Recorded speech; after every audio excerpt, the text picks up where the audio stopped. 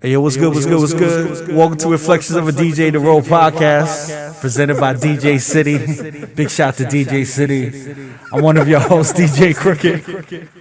We got my man, DJ Never. Yo, what's up? Let's get this shit going. We got my man, DJ D Miles. What's good? And we got Jimmy the Gray in the building. Yeah. What's good, fellas? What's up? What's up, man? We're going to record the whole episode with this echo. Yeah, just like the old Clue mixtapes. Sound like Desert Storm, Illuminati. You know what it is.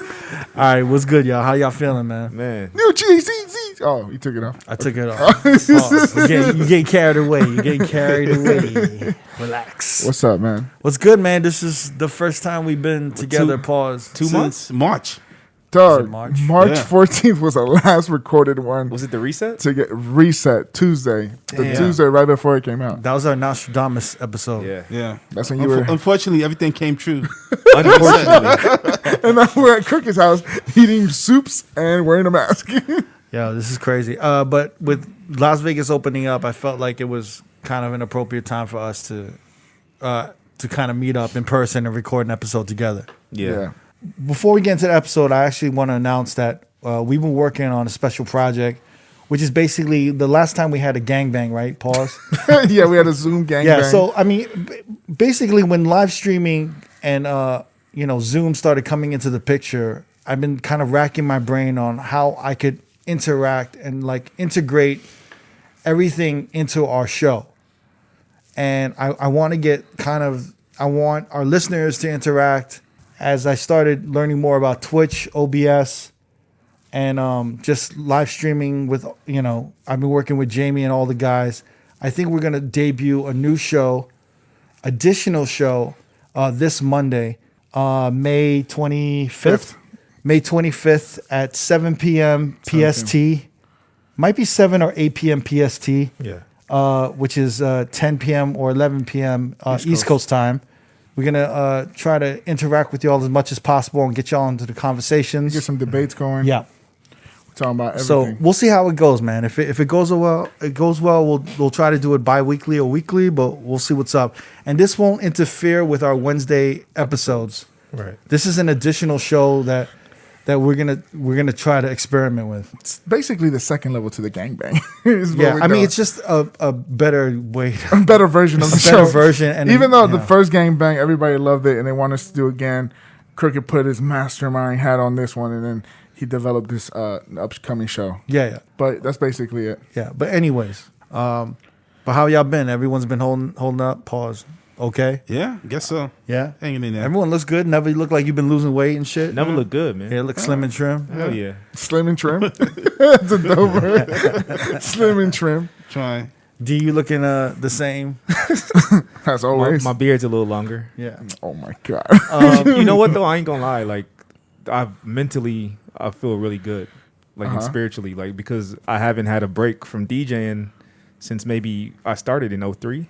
Yeah. This is the first time I've had like multiple weeks of not DJing, and I've kind of taken advantage of it and just kind of like centered myself a little more and kind of like just been in the house, like doing normal shit, having a normal sleep schedule, eating on a normal schedule, like just certain things that we don't have the luxury of doing. Have you been able to sleep normal? I have. Like, I've been going to bed, like even last night I went to bed at like 9 o'clock. Wow. Damn. I've never done that. Like that. Yeah, you had trouble sleeping before. Yeah, and like now, those little things we take for granted, I've taken advantage of, and it's helped me. I've definitely missed DJing, but just since we can, I've just been able to just kind of have a normal schedule, and it's kind of like been refreshing. Is there a reason why you haven't live streamed at all, or you haven't had an itch to? I think it was a part of that. I just wanted to take a mental break, and now I'm starting to get the itch. And now I'm like, okay, now it might be time. But right away, I was like, man, like I'm gonna just take advantage of this break and just give myself. I couldn't even listen to music normally. Like, I would be in my car, and most of the time I wouldn't even listen to music. Yeah. Because I would be so burnt out. And then I was conditioned to listen to it to where I only could focus on what I could play in the club. So I couldn't enjoy an album just like a normal consumer. It was always about, what can I play in the club? How can I play this on radio? I never could just enjoy music. Now I can listen to the whole Future album I was able to listen to. The whole Drake album I was able to listen to. All 21 tracks of the Future you put up with? God you know what I damn. mean? But just listening to it as a consumer. instead of listening to it as a DJ all the time. So I just needed that break. Now I feel a little more refreshed. And How do you feel about that new Future album? I'll be honest. There's about like 3 songs on the album I like. I haven't heard his sound in a minute, so for me, it sounded actually all right. I only listened to the first 2 songs, but I had to do some shit. But I was like, it doesn't sound that bad. I like High Tech Tech. That's probably like the one I was like, okay, this probably would hit like in an LA club. Right. I like the joint with Travis Scott.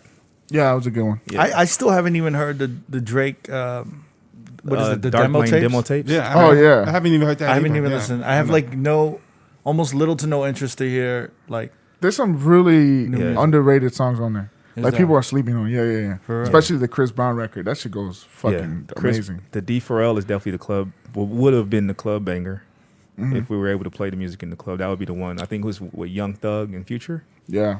Yeah. But And there's been a few drops. Yeah. Out, and I haven't listened to any of them. I didn't listen to the Tory Lanez at all. I heard that was like a lot of filler shit. it was. Yeah. I haven't listened to anything, man. He had a couple. I think he had like 1 or 2 that might have been able to play in the club. Yeah. But other than that, it was like some filler The stuff. Baby's the same, kind of in the same place. It just all sounds the same. That was like fillers also, right? It's all That- fillers. That didn't make it on the last The album. best album that's dropped during quarantine has to go to Party Next Door. I'll tell you that. Yeah. It's been a good listen. You think better than Weekend? Yeah. I'll take that over the weekend. Yeah. Easily.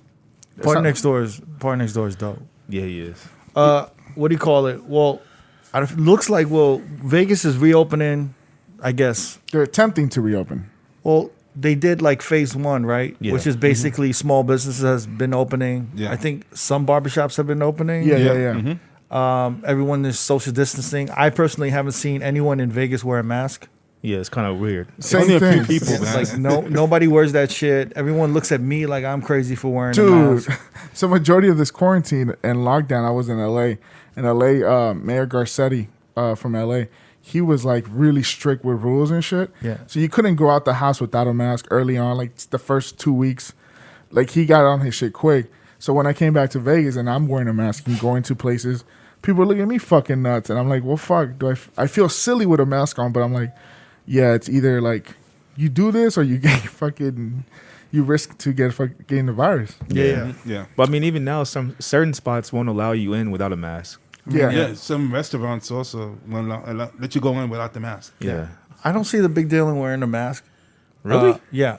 In Asia, It's a big like you about to say, a big thing in Asia. It's normal, right? well, the thing in Asia, they dealt with the whole SARS epidemic and Yeah. all of that shit. So for them, it actually became a way of life Uh-huh. to the point where, like, even like the women, if they have to do errands or if they have to go to the grocery store Yeah. and they don't want to put on makeup and get done, they'll wear like a mask and a baseball cap just to avoid that shit. Yeah. But it's like it's become a social responsibility of every individual Yeah. to be accountable for their own health. Yeah. So if you're not feeling well, you have to be accountable and wear a mask so Yeah. you don't spread it to other people. You know what I'm saying? Whether it's the flu or whatever the fuck that you have. Yeah. Even if you have like a really bad sneeze or sniffles, they're saying like it's respectful for you to like control your shit. Yeah. Whereas here in the U.S., it's seen as like I don't know how motherfuckers view it. They see it like You look goofy as fuck. Do you think Americans just have trouble being told what to do? Yeah, because of the freedom. We have freedom. We're not limited not to do anything. So being told to do something and stay in your house was fucking trouble in the beginning. Yeah. Like people didn't know how to act. I mean, look at like white people are wilding the fuck out right now. Like They acting a little nutty. white women, aka the Karens of America, Karens, are going quote fucking unquote, crazy, yo. Karens of the world. Yeah, like they're flipping out over masks. About, I mean, why are people eating at all these shitty restaurants like Olive Garden and all this shit, and then like waiting for 3 hours for Olive Garden? I Like, don't- did you see that It's shit? supply and demand. There's like videos of like like white women getting kicked out of Olive Garden because they were like, I've been waiting for 3 hours, and I'm like, why are you No, waiting I for didn't- 3 I didn't hours see for that. Olive Garden? I don't think Olive Garden has a 3-hour wait. They might. is. Bro, they might. I mean, right now. It's Yeah. Have you Yeah. seen some of the? I've just been driving. Have you seen some of these drive-through lines? Oh It's no, crazy, bro. Chick-fil-A is packed. Chick-fil-A. more than often. I'm telling you, there's like a ton of franchise shitty restaurants that people fucking love. In and out. I've never seen an Well, Arby's let's with not a call line, them bro. shitty. Let's Arby's just had a call them line. the Olive unhealthiest. Garden is shitty. What is bro. it? I mean, you I love talk about Olive restaurants. Garden. What's the other one? The Outback. Yeah, Outback. That's another That's one. shitty. That's nasty. Actually, I know 5 likes Outback Steakhouse, right? I know he DJ took me there a couple of times. Yeah, and you were like, "Why the fuck are you taking me here?" What do you call it? Well, we saw Karen get kicked out of Gelson's. And Gelson's, y'all didn't know what the Gelson's fuck was. is a Gelson's? I never heard of Gelson. To be honest, I never heard of Gail. What is that? That's like a step up from a Vaughn's and Albertsons. A high-end supermarket? So everyone's probably seen this video on Twitter where this white woman is like looking to press charges on, I guess, Gelson's, this grocery store in Cali, right? Yes. Like, I think it's in the OC. I'm not sure. No, I mean, there's some everywhere, but it's definitely... They're mostly in the OC, right? Well, there's one in Silver Lake. I'm not Okay. too proud of it, but yeah, there's one in Silver Lake. Anyway, they wouldn't let her in without a mask, and there's this dude outside who's like sanitizing the shopping carts. But there's Michael Jackson Rock With You playing in the background, and my man is just dancing, happy as fuck, like just sanitizing the shopping carts. Yeah. And he's And dancing. she's like, "What the fuck are you so chipper about? What are you so chipper?" And he's just like, "Yo, I was a bartender. I was out of work, so I'm just happy to be working." And I was like, "Yo, you know what, man? I wish I could buy it. I wish I could get that motherfucker something to give him a pound and shit." Damn. And she I just love rained that on shit. this shit, huh? Exactly. I mean, yo, man. People saw it like a high-end supermarket, but it wasn't. To me, I mean, it is higher than a Vaughn's or an Albertsons, but there's like levels to that shit. Like the one higher than Gelson's is Pavilions, and that's super like... Wait, what's higher, Pavilions or Whole Foods? Got to be Whole Well, Foods. see, I feel like Whole Foods is the top of the chain. Pavilions was always in like the suburbs. Yeah, Like that was in the valley. Like I didn't see any in the inner city in LA. yeah. You saw Vaughn's, Yeah, John's. Vaughn, Smith's, Albertsons, Smart and Final. Where's Ralph's. the black groceries? Where's the black grocery stores? I don't know. You still haven't invented it correctly. Yeah. on Malcolm X Boulevard. Right? Martin Luther King. MLK. Simply Wholesome. That was like the shit in LA. Was that a black so grocery? yeah. It was like the spot where you go for like the organic smoothies. You can get But produce. it was like a black owned grocery. No. It was like a just kind of a small little market where you can get. It was like a half restaurant, half market. Why is it? We've talked about this so many times, but I feel like now is the time for black people to drop a grocery store. Yeah, We're like an Like a album. drop of CDs. We're dropping. I think it's dope. I think it's about time for black people to drop a grocery store. I feel like if it happened right now, it would be a huge success. Oh hell yeah! I think it's the Top. right time. Yeah, Tyler Perry or one of these motherfuckers. I know. needs to Tyler do it. Perry, Will please. Smith. Yeah. Brian Gumble. Any Jay-Z. one of those motherfuckers. Byron with Allen. money. Yeah. Jay-Z Byron- open one up in Marcy. Magic Johnson. What would the fucking wait?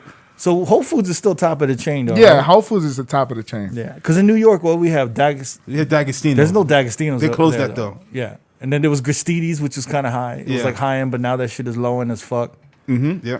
And So then Whole Foods. and then the Latino grocery is Associated. Well, that was the In name East of it? Coast? It's called Associated? Associated. I never heard of that. I don't know why they named it. It was associated. Yeah, Associated. that one, and there That's was Latin, another though. one too. Because you guys have Marina, right? Here we have Marianas. Marianas and we have Marianas. Cardenas. I go to Cardenas. Yo, black people be at I Cardenas. love that bro. spot. In the hood in New York, in the Bronx, we had Seatown. Seatown. Yeah. That's right. Yeah, Key, Cardenas. Key got, Food is like the lowest you could go. If you think go to so, Key yeah. Food. What about Winco? I never heard of that. That That's shit like sound some, ghetto that's as some fuck. down south shit, right? You going to Winco? Yo, give me some snacks from the Yo, Winco. you know a city's really fucked up when they still got a Woolworths, right? Oh, what? Is that still exist? Yeah, you be going. Yo, some cities are so fucked up. Nah, they still that got a shit is Woolworths. closed, Yeah, man. they still got the Get outta Woolworths here, there. man. No, I'm Woolworths? telling you, That shit still closed got- when I was a kid, man. No, they That still shit- got it. They still got the No way, Woolworths. man. What do you call it? Anyway, I want to go back to this. Even though the Vegas has been opening up, small business has been opening up, the Strip has been closed. Still closed.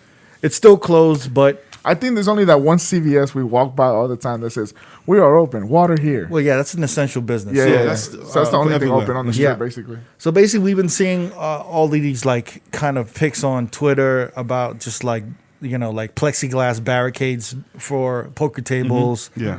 I've been seeing some things for the gym and whatnot. Yeah. They do But- it at the barbershop. They have like this like plastic drop on each Yeah. between everybody. But it just all of those barriers and all of those covers just seem like more shit you have to clean before someone else, before they interchange to the next person. Yeah. yeah, actually, I was talking to my homegirl. She works in the bar restaurant business, and they just brought her in for a new new procedure Yeah. for dealing with all this shit. Dude, every time she touches somebody's fork, she has to go back, take out her gloves, wash her hands, put her fresh new gloves on. Every time you touch something on the table, you have to do that. Mm-hmm. So it's And that's my main issue too. Like as far as when the gyms open back up, like if I want to get on a treadmill, and maybe the treadmills are full, I'm waiting on someone to get off. Like, is there going to be someone there to sanitize every treadmill every time someone gets off? There isn't. Like as far as weight benches, like gripping, like bars, But whatever. Like, honestly, man, you're like a workout dude, right? Yeah. There's no reason for the gyms to open. I don't think so either. I think that should be one of the last things to open. Exactly. It's just way too hard to like monitor who's coming in and out. You got steam rooms, you got swimming pools, saunas. It's just way too much moisture. A lot of sweat. I would say Rhino would need to open up before the gyms. No, I would be. Yeah. If I was on the city council, I would vote. If there was a petition for that, I would say, yo, It would be a landslide win. Rhino needs to open before the gyms. Rhino's safer than the We need gyms. the right. But Sanitize your I lap. want to talk about this rollout because it looks like the Wynn and the Venetian are going to open June 1st. Mm-hmm. Yeah. I have no idea how they're going to operate. Was we talking 2 weeks? Yes. Yeah. I have no idea how they're going to operate. I have no idea how many people are going to come into the city. Yeah. I think a lot. Yeah. A lot I of people. think so too, man. I think a lot of people have nothing to do. And if any city that opens up that's near them, they're going to go there. Yeah. Especially on a weekend, maybe during the weekday because some of them aren't working. Yeah. And then, honestly, I think the casinos are like, yo, let's open up now while people have some of this stimulus money. I agree. And some of this unemployment. So we can get some of that dough into circulation. Because they're gonna have. Well, we're getting another stimulus check, right? We Yeah. got one already, and we're getting a second Supposedly. one. Yeah, supposedly. Nevada hasn't, they haven't released the PUA for open independent contractors, right? They just opened it up this past Saturday. Yeah, They Saturday. did. Yeah. Okay. So anyone in Las Vegas, you should be eligible for unemployment Or for DJs. independent contractors Yes. Yeah. as of right now. Freelancers. The Yeah. site might be like overwhelmed. It's the site is employenvy.gov. Nice. You can go on there and fill out whatever you need to fill out. I heard people have been averaging 600 a week. Yeah. Bro, 1,000 a week. 1,000? Yeah. on that's- top of back pay. Yeah. you can qualify for 600, that. yeah. Yeah. So It's crazy. some people are getting paid more now than they were before. Yeah, I'll have a lot of family members And that that's the scary thing, like you were saying, because people are going to come. They don't have to go to work, but they're still getting that money. They might come here and blow it. dude, they're making more money staying at home. Yeah, But I think the casinos are well aware of that, and Yeah. they don't want to let that revenue slip away at all. I agree. I just don't know how they're gonna operate. I don't know. And from what I heard they're gonna check everyone's temperature that walks in and out. But a lot of that shit that we do, even what we're doing now, a lot of that shit is not 100% effective. You know what I mean? Well, and all it takes is one person to like literally infiltrate. Like an asymptomatic type person. Yeah, just to infiltrate the whole system and like spread it to 20 to 50 people. Yeah. And the scary shit is that I think if it happens at a prestigious hotel, like the Wynn or the Venetian, and I would say those are the more prestigious hotels. The Wynn definitely is one of the most prestigious hotels in Vegas. I think D1. And I know that other casino hotels were waiting to see what they did. They were like, Wynn was going to, they were waiting to see and follow what the Wynn would do. Yeah, because Wynn was the first one to close. Yeah. Wynn and Encore. Yeah. Because they're going to follow Wynn's lead and decide what they're going to do, just like MGM Properties. I have a will. question though. For the temperature part, I think that's going to cause a lot of trouble because you are in Vegas and it's 110 degrees outside half of the time during the summer. And say you're walking the strip and you go into like a MGM park or whatever, or New York, you're going to be hot as fuck. So your temperature is going to be up. So now you have to wait outside till your temperature goes down, or? I don't know. They're gonna have to figure it out. But like I said, it's a lot of it's gonna be window dressing. Just like I remember, when you drive through the Venetian during 9/11, they would check your trunk. Security yeah, would stop yeah. you and they would check your trunk. Oh, they Yeah. do that now too. Yeah, I don't know why they still do it now. They'll be like, oh, random check. And then just pop your like, trunk. That makes no fucking sense that they still do it now. Yeah. But I know that that's window dressing, and it just makes people feel more at ease to Yeah. Yeah. enter the casino. They feel a little bit more safe. Not only that, but the greatest news of all this is that free parking is coming back to Las Vegas casinos because those shits they were fucking damaging saw that. pockets. Yeah. Yeah. Free parking, that's good. I still don't. I still can't believe that. When did they start charging for parking? I want to say like 4 years ago, right? It No, was like 2 years ago. 2016. Yeah, 4 they years started ago. it to where if you had a out-of-state license, they would charge you, but if you had an in-state license and a Nevada ID, you were free. Yeah. And then as soon as 2017 hit, they implemented the charges. See, to me, I think that's crazy that they started charging locals. Yeah.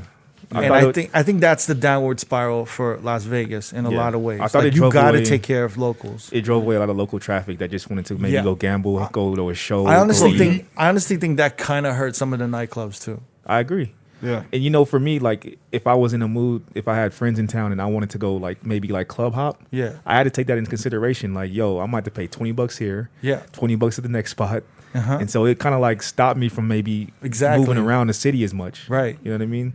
And just imagine, like, you know, like a group of girls all meeting to go to the club. Yeah. It's like 4 of them, $20 each. That's $80 to $100 for parking. Right. That's fucking nuts. And if you go to a day party, same shit. yeah. Yeah. And imagine if you're going back and forth all day, you could spend anywhere from $75 to $100 just on parking. Yeah. That's fucking nuts. And that makes no sense. And then even for us, like DJing, like if you had a gig during the day, like Yeah. never if you were at daylight, you had to come back at night. You know what I'm saying? If you were driving, that's at least $40 Yeah, out but of your Never pocket doesn't right know. there. He doesn't know what you're talking about. 'Cause Yeah, he has to drive. I We're don't gonna have teach- to. I don't have to worry about that. We're still gonna part teach right now, Never so how to I'm drive. good. I'm good. That's guys. my goal this year. That's not- Teaching that's Never not- how to. Hypothetically. This is not a problem for me and Never. Do you understand what I'm saying? That's not a fucking Gotta problem. teach Never how to drive. Yeah. So we saw a text message earlier, like 2 weeks ago? a few weeks ago. Yeah. There was a text message basically about MGM Properties. MGM Properties. I mean, MGM. Like, we had Sean Christie here. He actually stepped down, right? Yeah. Uh, A little bit after the lockdown happened. Yeah. Yeah. And so MGM was closed, but in the text message there was a rollout plan for when the hotels would open. And at the time, I was about to retweet it, but I showed everybody, and everyone was like, "Yo, what the fuck?" And then they started debunking that on Twitter. They started saying like, "Yo, this is false. This is totally false." And then recently we were hanging out with one of the dudes from MGM, and they were like, "Yeah, that's totally false." And then he just explained the rollout, and I was like, "Nah, that sounds pretty accurate." Yeah, pretty. But anyway, I wanted to read the rollout, which is basically it's online. It's in line with what the Wynn and the Venetian are doing. So Yes. June 1st, the Wynn and the Venetian are opening. For MGM Properties, June, New York, and Bellagio are going to open. June Yeah. 2020. 2020 this year. So basically, New York is kind of a low end property, and the Bellagio is a high end property. Yeah. So they kind of wanted to open 2 different hotels that would hit 2 different demographics, right? Or And- pockets. Right. So then the New York would be a low end, and the Bellagio would be the high end. But then they're also, I think, taking into account that the NBA is coming to Vegas. Y'all might know Well, more there's about supposedly. that. There's speculations happening that between the NHL and the NBA, they're kind of like bidding off for the T-Mobile Arena and be housed in the New York. Yeah. But it looks like NBA might be transferred to the Mandalay Bay, which is a bigger facility, and they're gonna be running like 4 games at once type of deal, no fans, so it's gonna be like just a practice mode kind of game. Mandalay Bay has a convention center attached to the hotel. Yeah. Yeah. Which they Huge can, consensus. They can Yeah. use that to pretty much build practice facilities, and they can just house themselves and their families, and then Right. the coaches and staff in very limited media. So I mean, if they wanted to keep them all in one place, I think that would be ideal between the MGM. Is and it Mandalay honestly Bay. possible for people not to go and visit these motherfuckers at these hotels, like groupies and all of these motherfuckers? Probably not. Without maybe some kind of like high security or like them being on certain floors, but I mean, groupies will figure it out. They're gonna be dressed as the housekeeping. Also, it's one of those things where, like, if you're a high-profile basketball player, an athlete, I mean, everyone's gonna kind of like, break the rules for you a little bit. Oh yeah. Oh yeah, LeBron's getting high treatment, bro. You know what of I'm course, saying? man. Yeah. So I just think, I don't know, man. I feel like there's gonna be a ton of groupies coming into Vegas. Well, for the there season. was only about a month left of the season, right? Yeah. Regular season when all this happened, and then there was about a month and a half left for playoffs. So they might just need a month to finish this whole fucking Yeah. rest of the regular season and then go into playoffs. I think if you're talking about keeping them in the same space, I think it makes sense because I think the other option was possibly Disneyland in Orlando. Nah, that don't make no sense. Yeah, but I mean, I think they were just looking at how they could house them and have all the games in one area and keep them from being too mobile. Yeah. But I think Vegas makes sense out of all the options that I've heard. Yeah, Vegas makes a lot of sense, and there would be no spectators there. It would just be them playing on the what do you call it, on the basketball courts, pretty much. Yeah, because they're doing the same thing for baseball. They're trying to make it kind of a 3-league: the Midwest, the East, and the West.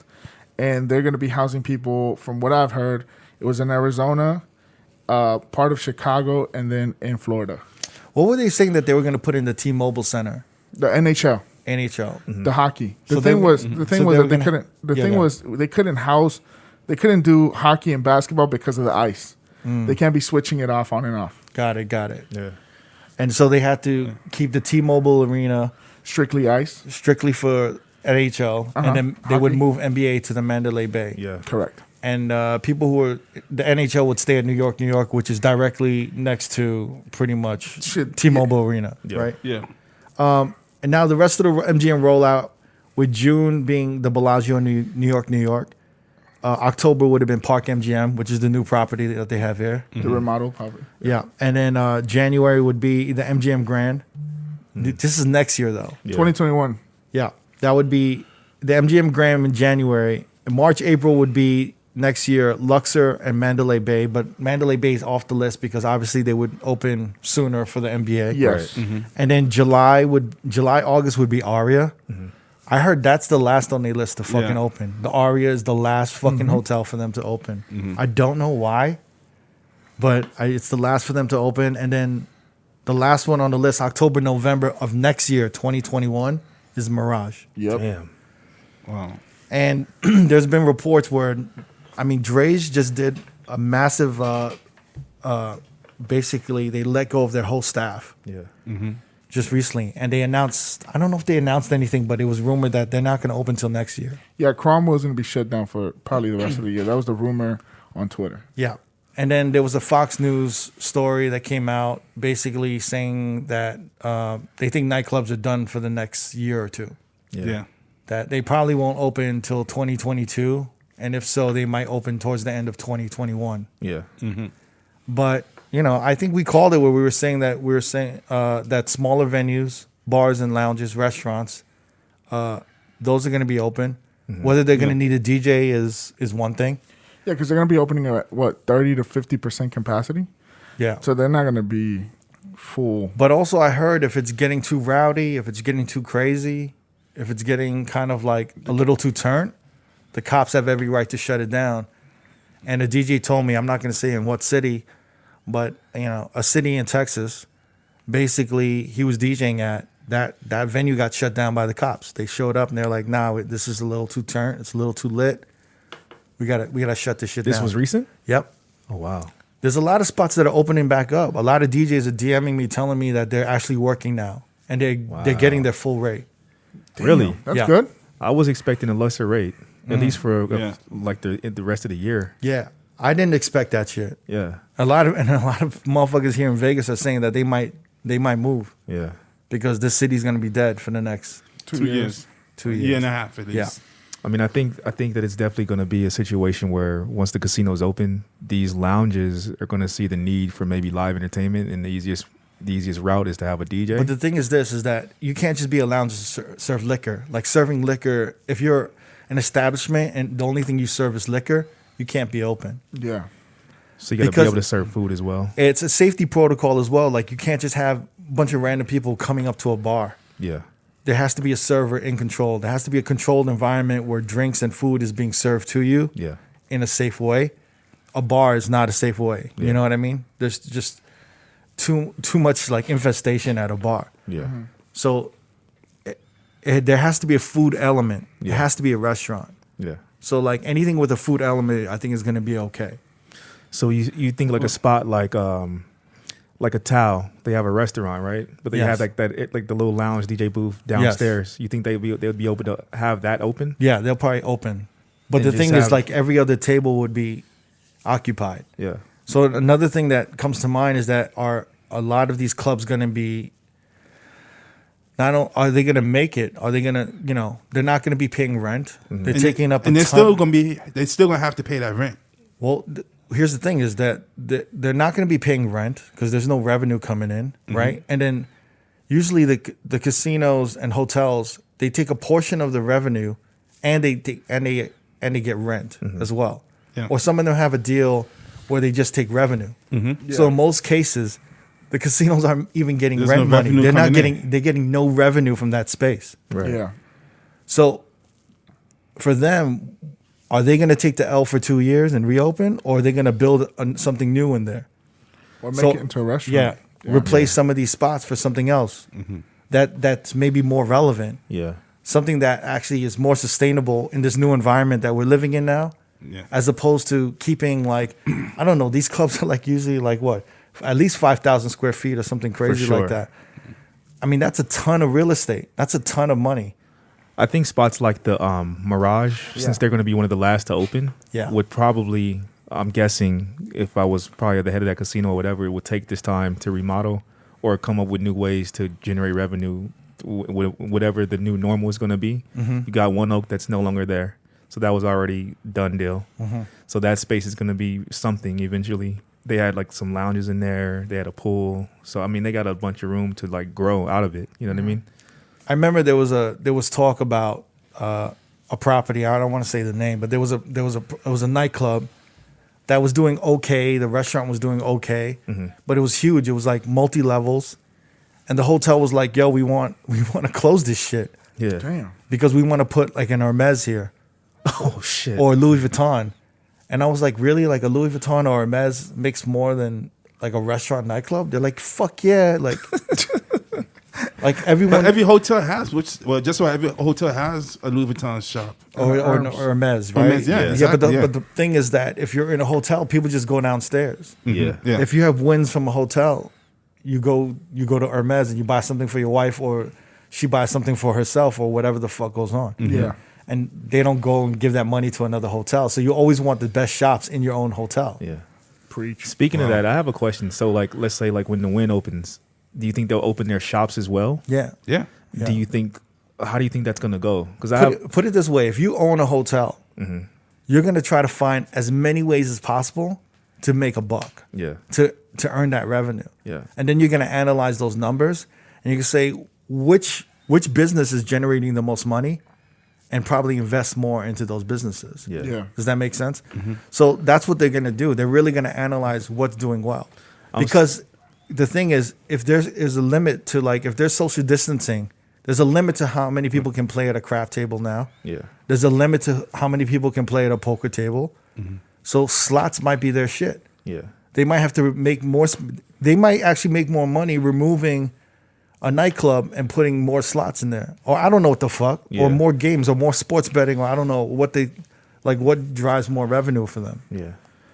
And also, like, as everything unfolds and everything, as everything evolves, we don't know. I mean, people are trying the dumbest shit ever, right? to recreate something that's similar to a nightclub experience. Yeah. Right? Like there's, what do they have? This like parking lot pimping, drive through. Oh, the club rave. I mean the pull up rave or whatever it's called. Yeah. Like It's drive-through basically rave? like a drive through festival, which looks like the most horrible experience ever. Right? It looks amazingly horrible. People are flicking their lights from like high beam to low beam, right? Yeah. They're honking. It's crazy. It looks absolutely horrific unless they would pay any of us to DJ it. Then I'd I'm be like, there. all right, cool. I'd be like, sorry, fellas. But it looks like they're doing anything and everything to make money from liquor and to recreate an experience that's similar to a nightclub. Or a pool party. So I don't know what they're gonna do, what kind of creative shit. What might be interesting, what might actually come in, I was thinking about it, was karaoke rooms. Yeah. Where but those rooms are too tight though. They're kind of small. But they can open them up, and it's you and your party partying by themselves. Yeah. And it's like, you do a limit, you find out the limit of how many people can be in a certain amount of square feet, and you can sell those rooms. And you can even sell a DJ to come in, because they used to have, I remember like in certain karaoke rooms in Asia, You can hire a DJ. You can hire all of these people. Yeah. So I think karaoke rooms can kind of turn into something.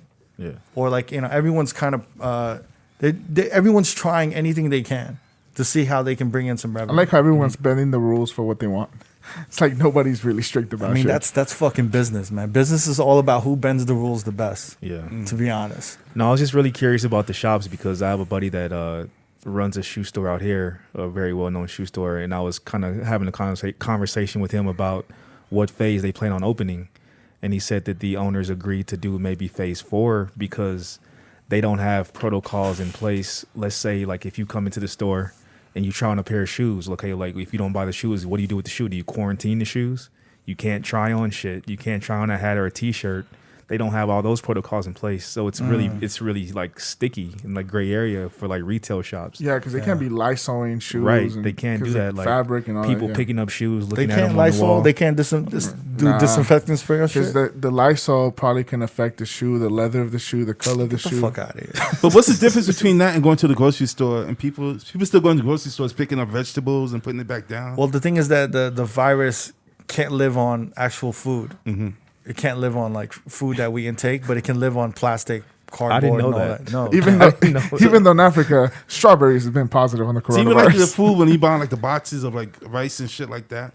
it can't be. It's not. It can't be on food. That's all I know. Mm-hmm. Like cooked food, it can't be on cooked food. Like vegetables, yeah, but you got to wash all your vegetables either way. Yeah. True.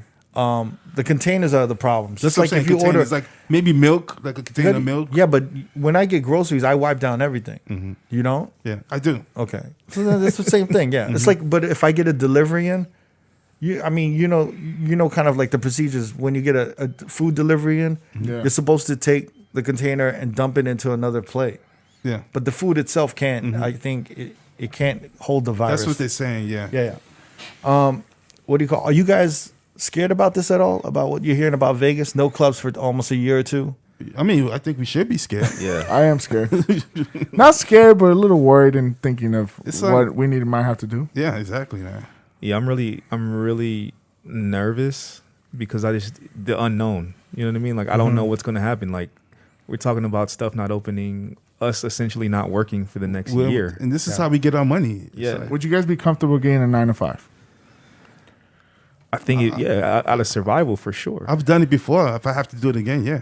What do you mean before? He's You act going like back it to happened like a year he's ago. going back to Banana Republic. Should have said episode You haven't had a 99. 9 to 5 in like 25 years, bro. He's gonna go back to I have to do it, to man. cleaning buildings with the crackheads. never The be, Bronx. He's Never going would, back to the boogie down, bro. never would be the worst hire for any 9 to 5 motherfucker. Why Man, You don't know you would be the worst. don't Why fuck up was his that? resume. Why would you say that, man? Because you're not trained in a 9 to 5 like condition and like to do that shit. How you know? I know. Why are you judging? I know. Why are you Why you judging? shitting on me? I'm not saying I wouldn't either. I don't think I would be You either. done it at one point. You can't do it. You don't think you can do it again? I think at this point I've been working for myself for this long. The You, last you thing wouldn't know. You wouldn't adapt again. I could like consult or like work with people. Yeah, I mean I could do that, Consult but like to what? come like and consult design, marketing, production, a whole bunch of shit. Yeah. But I can't. I do that now. But no, like a 9 to 5. Like a Would you 9 be to 5 comfortable though, man. going back to a 9 to 5 if Well, you have to? The whole thing is this.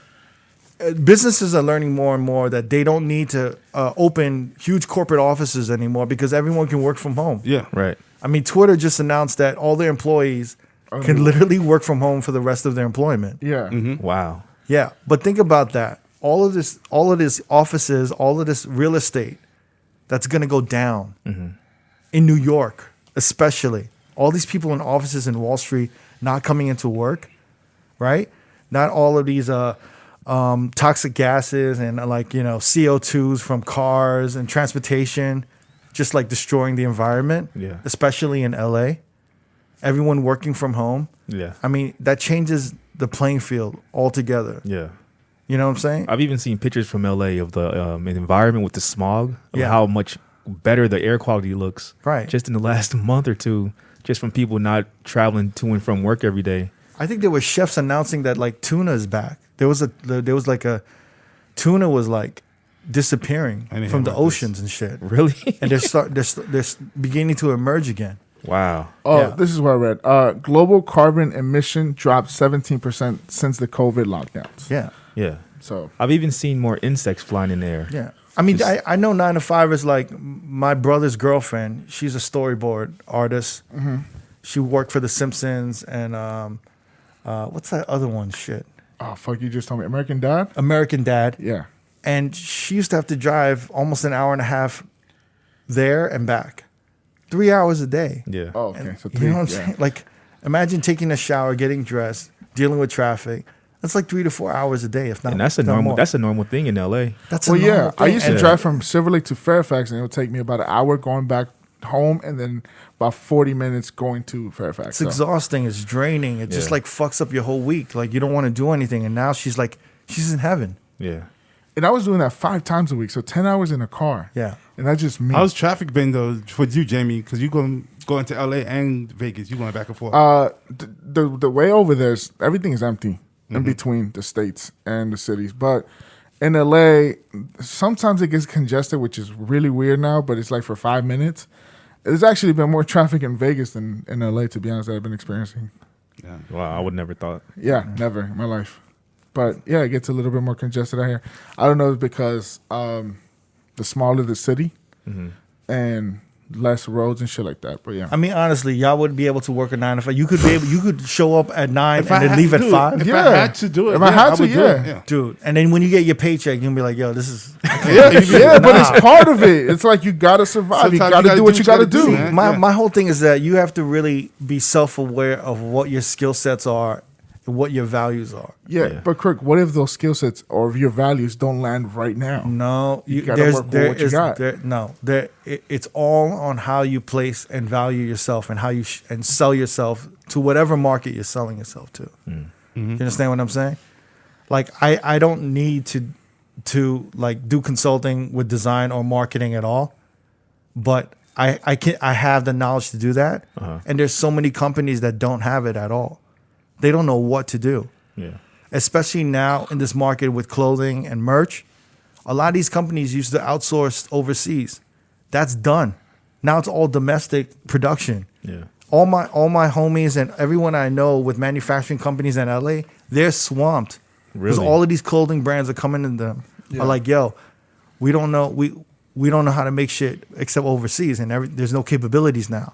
So now they're reworking all of their collections to be made domestically. Yeah. Got it. So in conclusion, Crooked will not be working at your local Home Depot.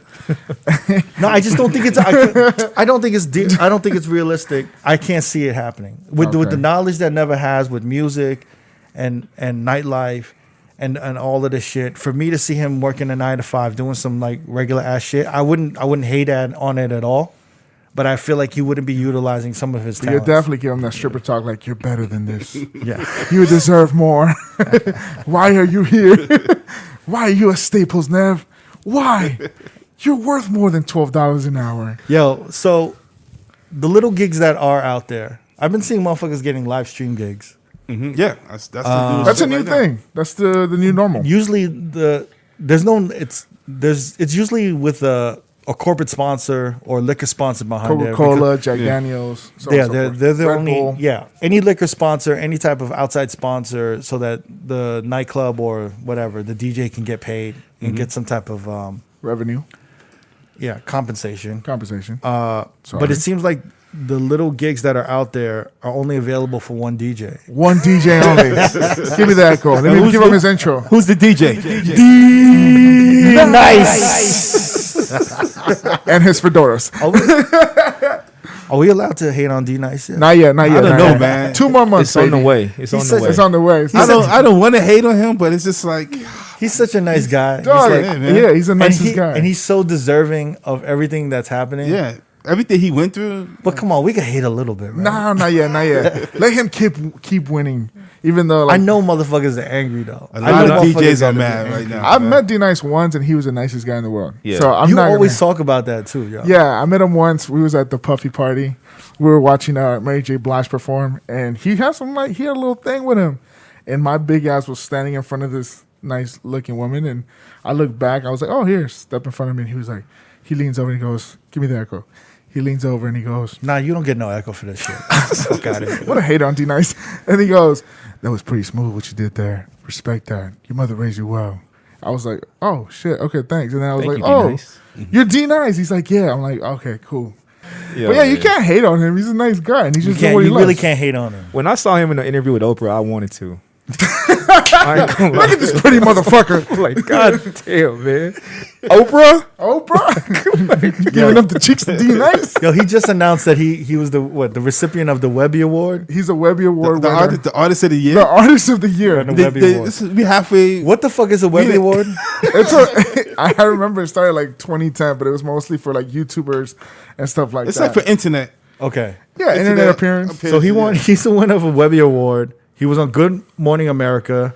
He did that Drive-In Field Fest Yeah. Uh-huh. For Budweiser, 0. He got the MTV. for Budweiser. So Budweiser has a huge buzzer. No, Cut a check. yeah, Budweiser's dropping. Well, they roll out their new Budweiser 0. So I guess you can shake the can, you can shake, and then when you open it, it doesn't go everywhere. And I know Budweiser has stupid money. Oh, definitely. Yeah. Not only not only do they have stupid money, but they have stupid money to invest marketing. into the black community. well, that's Yeah. kind of racist. They but yeah. no, they do.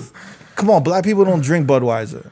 Yes, they do. No. They do? They do drink it. They drink the tall cans. I thought that was A a white people Budweiser. drink. Huh? I thought it was a white man drink. It's America. predominantly known the as a white- yeah. older black, like the older black people, Older the guys black drink, gentlemen, drink yeah. the Budweiser. But they Like I said, definitely want to tall tap into the cans. black community. They definitely want. They trying to win them all. They're trying to got do- it. get some Budweiser soul going on. You know what I'm saying? Budweiser so glow. So the fact that D-Nice is a person of color, they definitely want to put money into that. You know what I'm saying? They want to make them like Colt 45, or like what Billy D. Williams Yeah, did to Colt 45 back in the days. Billy D. Williams. But they could have done it better though. If we see D-Nice in a Budweiser commercial, we got to start hating him. Yeah. That's what I was saying. They could have done that. Especially if he does one of those look into the camera joints, like he holds the bottle like this No. next to his face. He's like quarantine time. Yeah, With D-Nice and Budweiser. Yeah, make sure you watch this shit on it's YouTube. quarantine, but it ain't club quarantine without Budweiser. I can see that shit. It's A not party ain't a complete. party We can without. start hating there. A Go. party ain't a party without Bud. Tell him D-Nice sent you. So wait, Hashtag he has a weekly MTV The party. MTV clubs. MTV club party. Club party, yeah. Right. Segment, whatever. He was in Vanity Fair. He had the Oprah interview. He was in the New York Times. They was in did the an New York interview with him. Times. Good Morning America. Good morning. Yeah, I said that. Okay. And then NASA's gonna fly him to the moon. Yeah, they're gonna fly him to the moon. He's gonna be the first DJ to DJ in the moon. You hear about that? He's gonna Shout out to Neil Armstrong for giving me this gig. one small step for man, one huge step for a DJ. Elon Musk is building a shuttle right now For the DJ booth. with the DJ booth in it. And then he has a game coming out on PS5. On PS5, you can dress him up. It's like Grand Theft Auto, but it's D-Nice. It's like Grand Theft Auto / Guitar Hero, but Yeah. DJ version. He changes fedoras every time you go to another level. So he it's has like- a different fedora. It's like- Honestly, have you ever seen a DJ win this much? Not like yo, this. it's crazy. in this sort of Not- amount of time. Come Not on. like overnight. Not like this, man. Well, Man, I don't know, man. I think it's If because you knew D-Nice, like if I was D-Nice and I walked into a room, you guys have every right to ignore me, no? Like, just be like, yo, go fuck yourself. no, I'm not a hater that much. I'll give you your props. you be like this motherfucker, man. This motherfucker. What would you gonna say? Like, yo, how was Oprah? Yeah. I can't relate to that, bro. Sorry. Yeah. how you feel? I just moved in with my mom's. Like, I lost all my gigs. I had to move back home with moms. How You doing good? how you doing, D? And he's talking about Life his is good. fucking Life is good, man. a million people in his IG live. I couldn't even have dinner with that motherfucker. With him Really? talking about everything that's going on, Well, you be pissed, right? I throw my fork down. Can any DJ ever wear a fedora hat now? It's kind of like gone. That shit is I tainted. mean, I think like Cassidy was like the guy. Yeah, and but I mean, D-Nice just took his D-Nice crown. kind of just I know. take Cassidy the started that crown. Cassidy gotta kind of be a little. You gotta be a little mad, tight. right? A little tight. That was his uniform. a little tight. That was his Little uniform. spice. That was his lane. The Oh. blazer. Damn, D-Nice took the blazer and the fucking fedora hat from other DJs. D-Nice is basically the Jeff Bezos of DJing. Yeah, Bezos, not Bezos. Bezos. Is it Bezos? Yeah, B-E-Z. Bezos sounds better. Bezos. Because it sounds like weasel. We gotta start calling D Nice Amazon from now on. Man. You What seen up, Amazon? You seen Amazon? To Amazon. That motherfucker is killing the game. I've never seen any motherfucker win that hard. Me either, man. Right? Especially when it comes to DJing, Yeah. not at all, man. He's a Drake of DJing right now. He's winning harder than like fucking Michael. Who was Michael Jordan? before this? Who was like the Michael biggest DJ in the world before this shit AM? started? No. I mean, like even house DJ, like Oakenfold. yeah, like a Tiesto. like a Tiesto or a Calvin Diplo, Calvin Harris. Harris. Yeah. He's like fuck all them guys. It's like all about D Nice right now, man. Yeah, he's huge. He's the Yeah. biggest DJ in the world. Yeah. Yeah, by far. Yeah, the craziest thing before this, I didn't know anything of his background outside of like being a DJ in the 2000s. Like I didn't know anything like. Well, I've Nev grew up with D Nice in the Bronx. They used to rob. He used to live around the block, man. Yeah, nah, y'all used to rob motherfuckers with Swiss Beats, right? Y'all used to go to Yonkers. Damn. I used to love hearing with the locks? stories about DMX and Swiss Beats just robbing motherfuckers. They would just stick up kids in Yonkers. I know. I was actually going to ask Nev like. What was his role in Boogie Down Productions? Because it seemed like he was like a young kid around that time. He was huh? like, I mean, he was down with them. It was like him, Karis One, Scott LaRock, and he was just like, I'm always down with them. He was And I the guess DJ. He was just a DJ. But Scott LaRock was the DJ, but they just let him like tag along, hang out with them. So he was like part of. So he Boogie was Down never like production. the dancer or the hype man. He was just like part of the crew. Ah, but he was young though, right? He was young. He was like the youngest of. He was like 14 or 15 at the time. Damn. So yeah, he was trying to rap and stuff like that, but at the time he wasn't really doing nothing. He was just hanging out with Boogie Down Production. But he was kind of like the young motherfucker, but he was like the pretty boy, like because all he was like- the shorties loved him. I mean, Yeah. it Yeah. makes sense for my story now, but yeah. I feel like you kind of needed D Nice there because of like KRS One. Yeah, that's fucked up, man. So He's someone to pull the chicks. now, when did you meet D Nice? When you start growing up with him? Yeah. He's exaggerating. Oh, you never grew up with Nah, him. he's lying. They used to rob motherfuckers in the Bronx. I believe that. I was like, I hang out with Nev when going home when I'm driving. I never mentioned this shit. They used to steal cars. They used to rob motherfuckers on the trains and shit. Was he far from your neighborhood or around your neighborhood? I mean, it was like not that far, but it was like maybe a good 20 minutes okay, away cool, from cool. the projects I grew up at. What do you call it? My name is D Nice. His solo shit, right? Yeah, That was like later on. That was in what year? 1990, And then when did the South Bronx come out? like 86, 86. 86, 87. All right. So when My Name is D Nice came out, how old was he? Like 19, 18, He had to be like 20. 20? Yeah.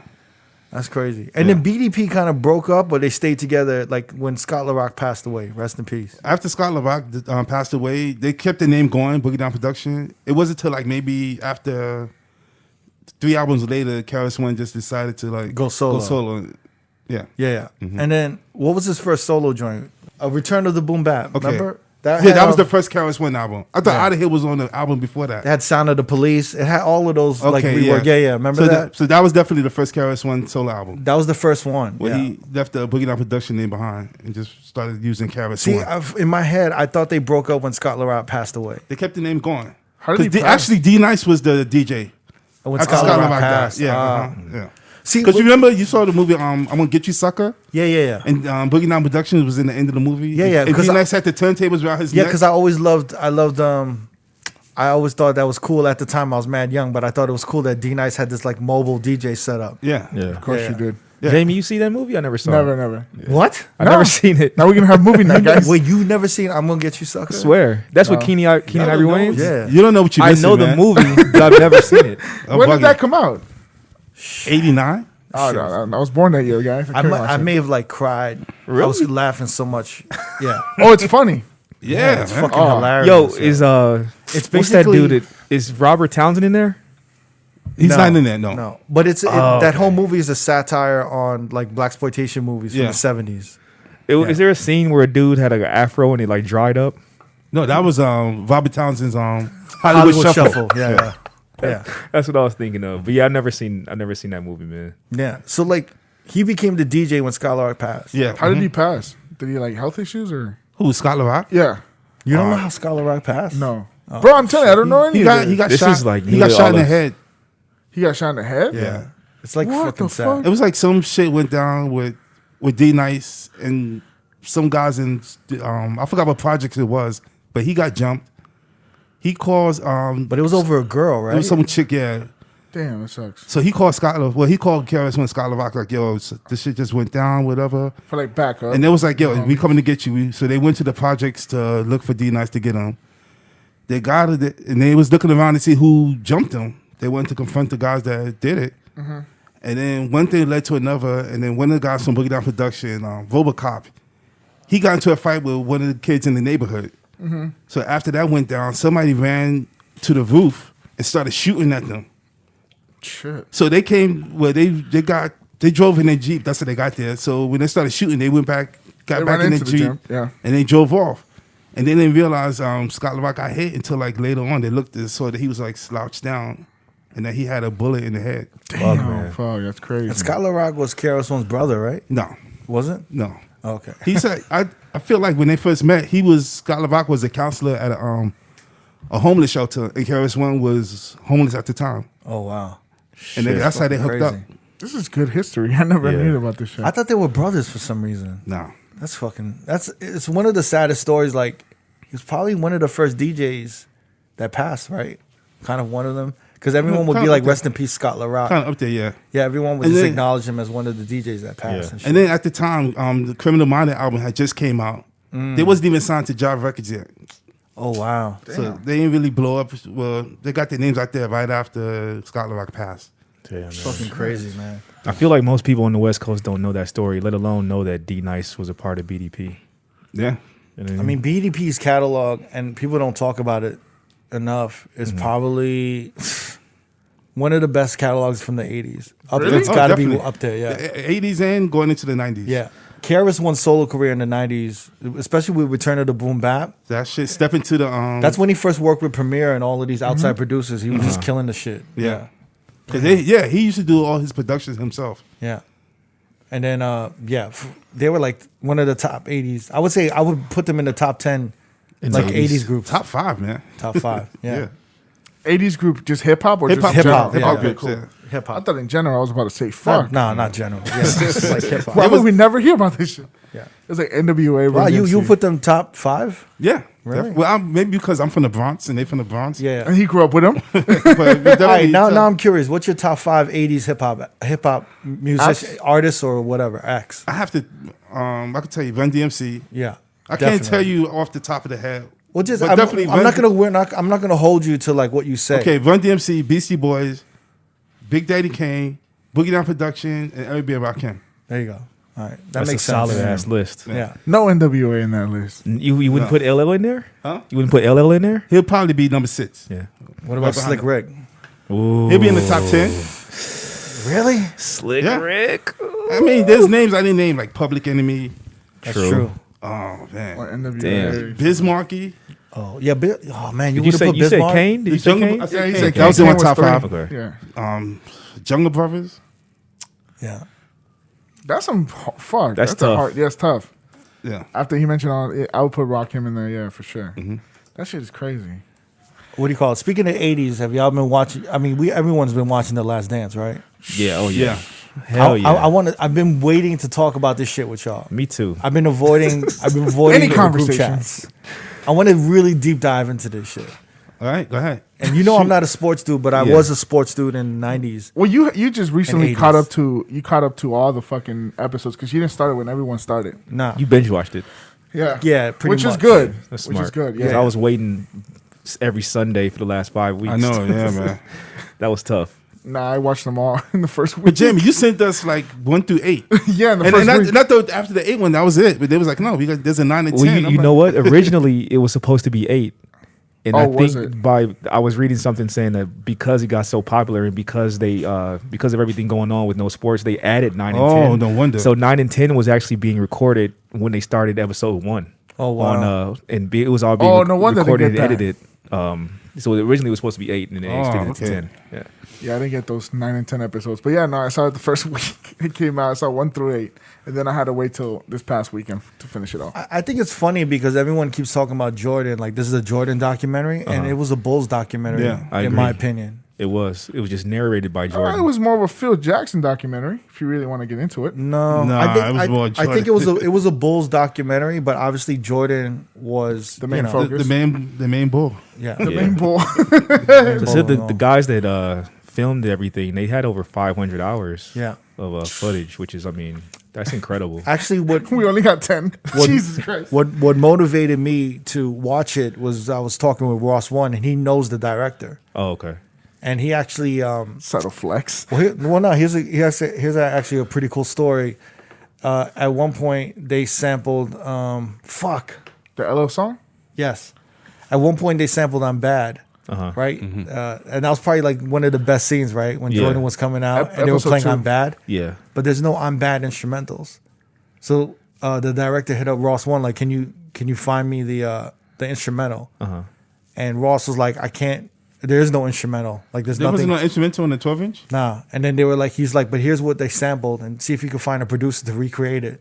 So they actually found a producer to recreate that beat. Wow. From the You sample. couldn't even tell the difference. I didn't know that. Yeah, They sound crispier. yeah.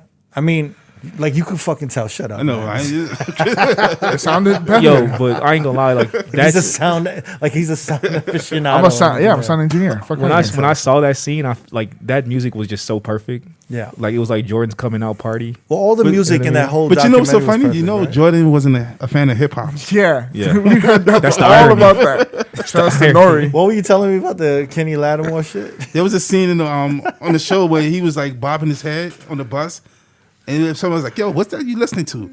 Well, that's a new Kenny Lattimore joint, man. Y'all don't got this. He gave this to me personally. It's not It even ain't out even yet. out yet. It's not even out yet. And he's like really going off. Yeah, he was bobbing like he was listening to a hard hip hop. Exactly, beat. man. And for him to say Kenny Lattimore was just I bet you hilarious. Kenny Lattimore album sales gonna go up this week just because of that scene. Kenny her streaming Lattimore. numbers. Kenny Lattimore is like the Kenny G of R&B. But they were saying he was a huge Anita Baker fan also. Yeah. Like he would listen to a lot That of sounds Anita about Baker right. before Yeah. games. That sounds about right. Yeah. Yeah. That's fucking hilarious. Crazy.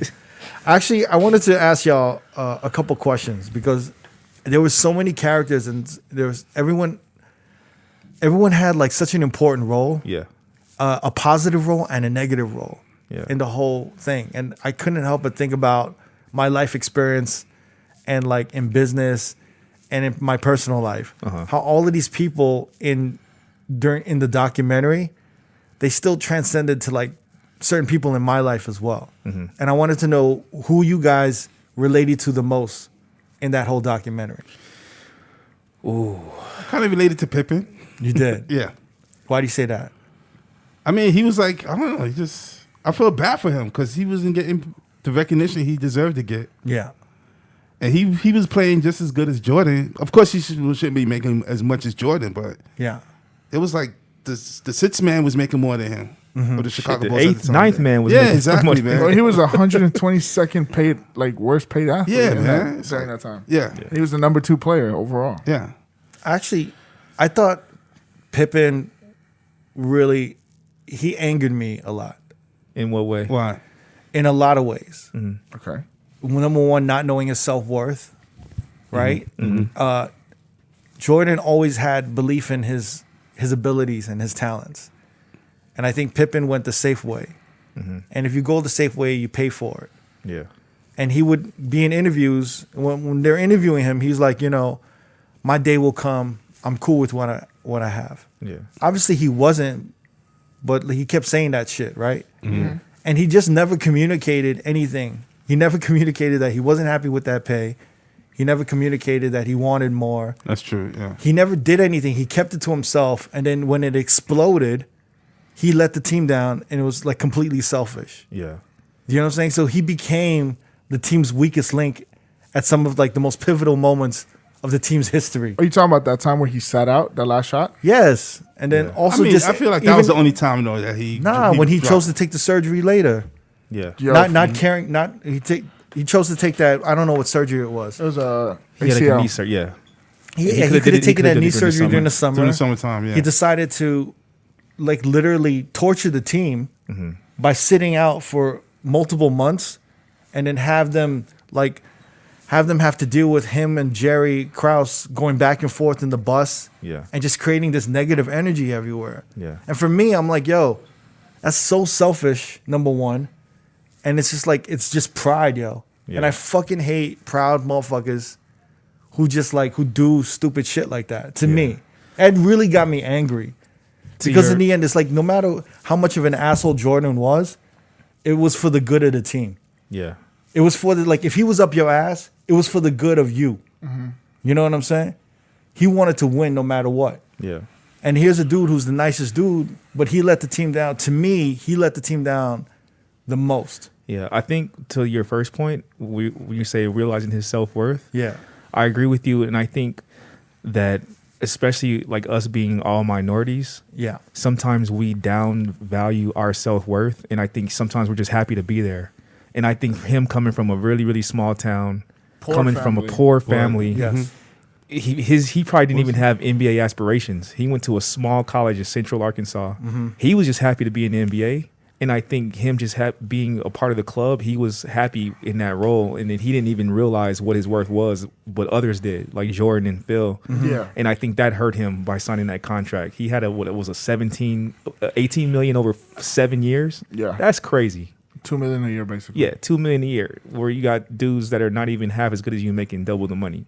So that was his bad for signing that deal, but he didn't realize his self-worth. And then I think the second part, Jerry Krause and the owner should never have, when Jordan decided to retire and he was the man, they should have at least treated him like the man instead of like treating you like you're kind of like the temporary solution. Yep. And I think that caused huge animosity. And he, like you said, he was not the vocal type, so his outbursts came in the worst possible times. Right. That was the last shot when he didn't do the knee surgery. And you can even tell, like, when Jordan was mentioning in 90, when he kind of didn't really believe he had a migraine. Do you remember that part? He had a migraine headache against the Pistons. Yeah.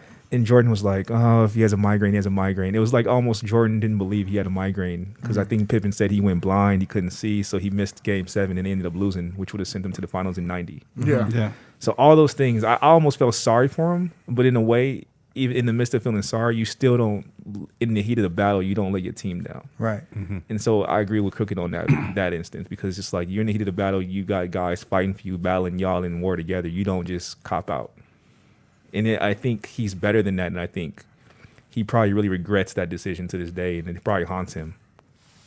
But I think it's one of those things that too, like maybe Jordan and some of the teammates could have talked to the franchise and To big him up. Well, definitely Jordan. Jordan could have done it. Done it. Jordan calling him selfish was kind of crazy. to renegotiate his contract. Like if you don't up Pippin's money, I'm not coming back. Yeah. Because at a certain point, he said his contract is up, and his contracts were getting renewed yearly. Yeah. So at that point, he could have done something with Pippin. But we all grown men and shit. Honestly, like But think about this. yeah, How crazy is it that the 2 years Jordan was gone, he was still getting paid by the Bulls. So Jordan, even in retirement, was still making more money than Pippen. Yep. He was playing because the owner of the Bulls was also the owner of the Chicago White Sox. And he was like, he decided to keep Jordan's salary going because he had made so much money and he was vastly underpaid. So if you know Jordan's underpaid, you have to know Pippen's underpaid too. Way underpaid. And fix it. You know what I mean? So I think it was just on both hands, but I think Pippen he kind of handled it poorly, but I give Phil Jackson credit for him being able to navigate all those personalities. Fuck. Never. You had a question about that retirement shit, right? Yeah, man. I feel I never thought about this until I seen the Last Dance. When the first time Jordan retired, it was in the middle of like all this shit was going down. His father had just got killed. He was dealing with the gambling. The NBA was looking into his gambling because they thought maybe he might have done some illegal shit. Yeah. And then out of nowhere, Jordan's like, "Yo, I'm gonna retire from the NBA. I'm gonna play baseball." But he said it was planned with his father though. But I'm thinking, but you got to think now. It's like maybe he got suspended from the NBA because of everything that was going on. Maybe they found something illegal that he was doing with the gambling, and it was like they didn't want to like make a big deal out of it. So maybe they was like, you know what, Jordan, instead of you getting suspended, why don't you say you're gonna retire, and maybe you could do something else on the side while you actually are being suspended. But didn't they explain also in the documentary that the commissioner would never allow that? Oh, yeah, of course they're gonna say that. Yeah, because Jordan was so important to the to the franchise. Yeah. That But here's the thing: it's like he did the baseball thing, and then out of nowhere he just like, yo, I'm gonna come back and play for the NBA. That's crazy. In the middle of not even the middle, like towards the end of the season when the playoffs are about to happen. well, it kind of makes sense because they were kind of losing. Yeah. You know what I'm saying? And for him, he was just kind of like, I know how to motivate these dudes, and I need to come back. I feel like it was like the suspension was over with. That it was time for him to come back. And Jamie knows, like, baseball had just went on strike, right? Yeah. Yep. So he was like, yo, baseball's on strike. I have nothing to do. He's like, I might as well go back and help these motherfuckers out. Mm-hmm. And I just think, honestly, like, that's the thing to me with Jordan. He was almost like this god who needed a reason to do anything he did. So he found any reason he could.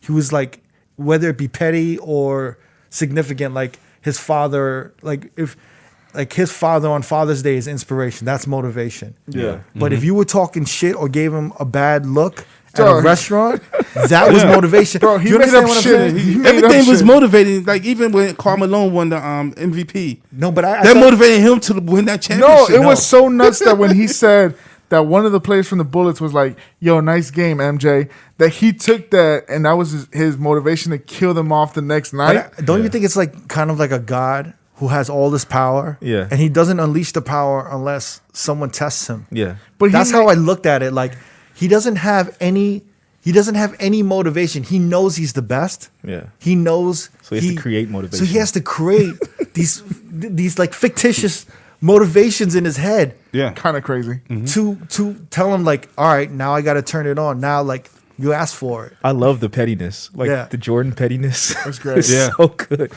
Like when he was talking about Gary Payton, like just disregarding Gary was funny. Payton. That was hilarious. Gary Payton is one of the all-time great defenders. He's like, I wasn't worried about him. And the like guy Payton was serious when he was saying yeah, that he shit. was heartfelt. Jordan was just laughing at him. Gary Payne was saying that he figured Jordan out. Yeah, he was like, "What to tire him in the out?" finals. He's like, I figured him out. You just got to tire him out.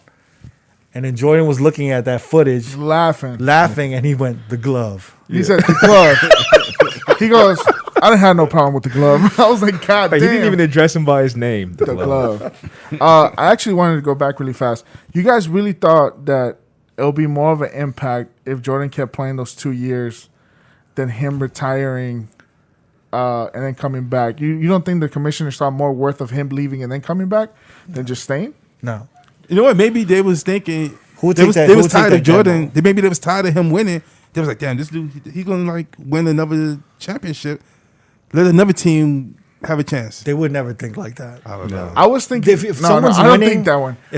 Dude, when even the opposing team made money off of Jordan. Oh yeah, Like, you know what I'm saying? Like, when he visited other cities and other arenas, they sold out. Yeah. They raised the ticket prices No, on shit. I- There's no reason for him to be out of the game because everybody makes money. But it's better when you pull No, the who wants, attraction. dude? If you And own a then- business, are you gonna say, "I'm gonna let him take a break so I can have my revenue drop for the next 2 years or 5, and I'll just wait for him to come back"? But the he impact of might him- But get, he wasn't the only superstar in the NBA. But the- he the might get wasn't injured. gonna- He might get injured. And then he they, might they not. were still releasing sneakers when he was retired. but they released too. The impact of him coming back was far greater Yeah, than him man. winning another Yeah, but championship. you say that now after scenario's been rolled out. You can't say that now. No one would take that gamble now.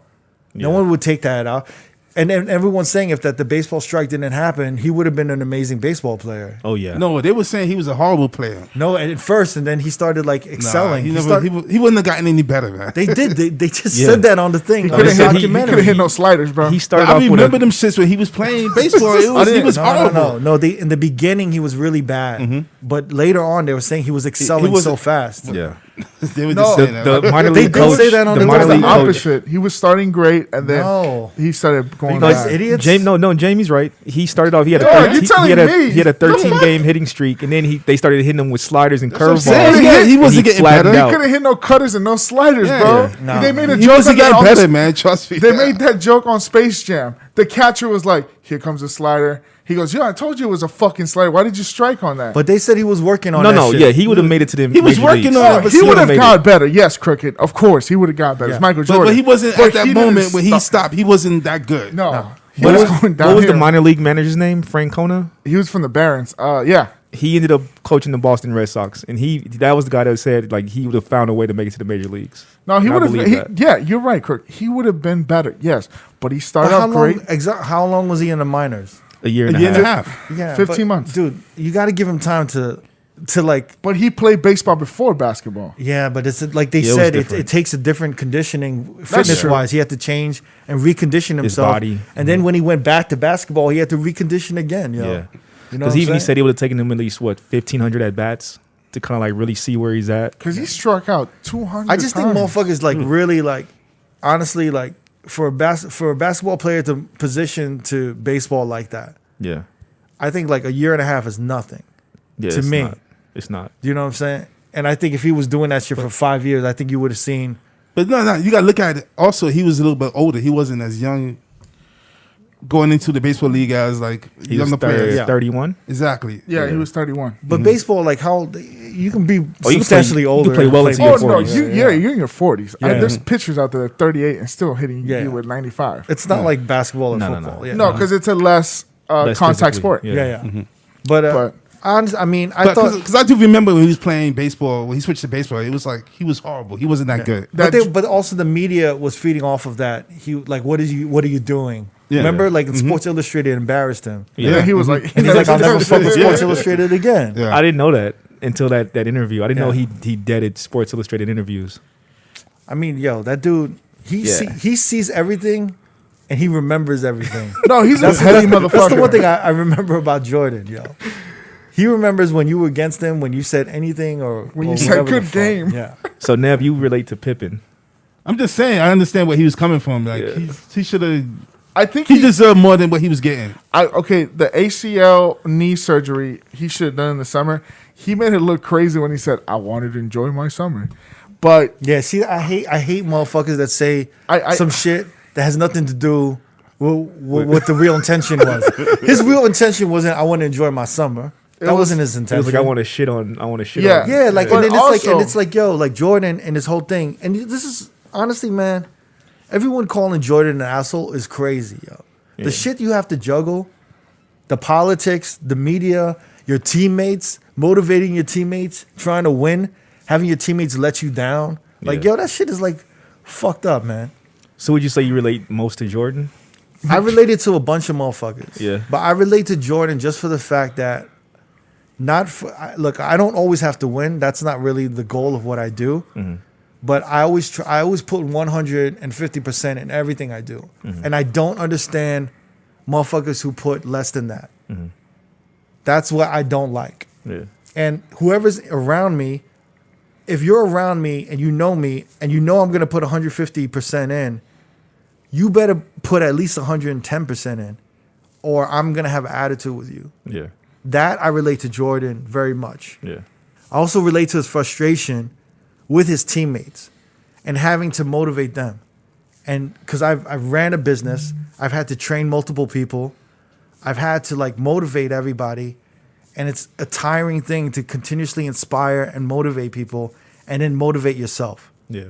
It's extremely tiring and it's draining. And I really felt for that motherfucker. And when you're that tired and you're drained out, of course you don't have the energy to be kind. Mm-hmm. Do you know what I'm saying? Yeah. And for me, I really, really like empathize with him. Like I really felt for him in those, when everyone's like, yo, he's really not the nicest person and da-da-da-da. Yeah, but y'all won. Yeah. And y'all play better. It's like everyone played better when he was on the court. Yeah. And when they trained with him. You know what I'm saying? But none of his players, like none of his teammates, said he was like Steve Kerr would like talk shit. a little bit. yeah. Everyone was like, he's not the nicest dude. Mm-hmm. And no one's going to like talk shit, obviously, in the documentary about him. Yeah. But you could tell like he was torturing his... Scott Burrell. Yeah, he was torturing his fucking teammates. You know what I mean? And Mm-hmm. it was one of those things where like, did they really understand? But they did. In the end, they're like, yo, like this is what we got to deal with. Yeah. And even when he was gone and Pippin was leading the team, everyone was like, yo, everything ran fine with Pippin, like we were doing, but y'all were losing. Yeah. Y'all didn't win the championship. Yo. Yeah. You know what I'm saying? And he fucking turned his back on y'all. Yeah.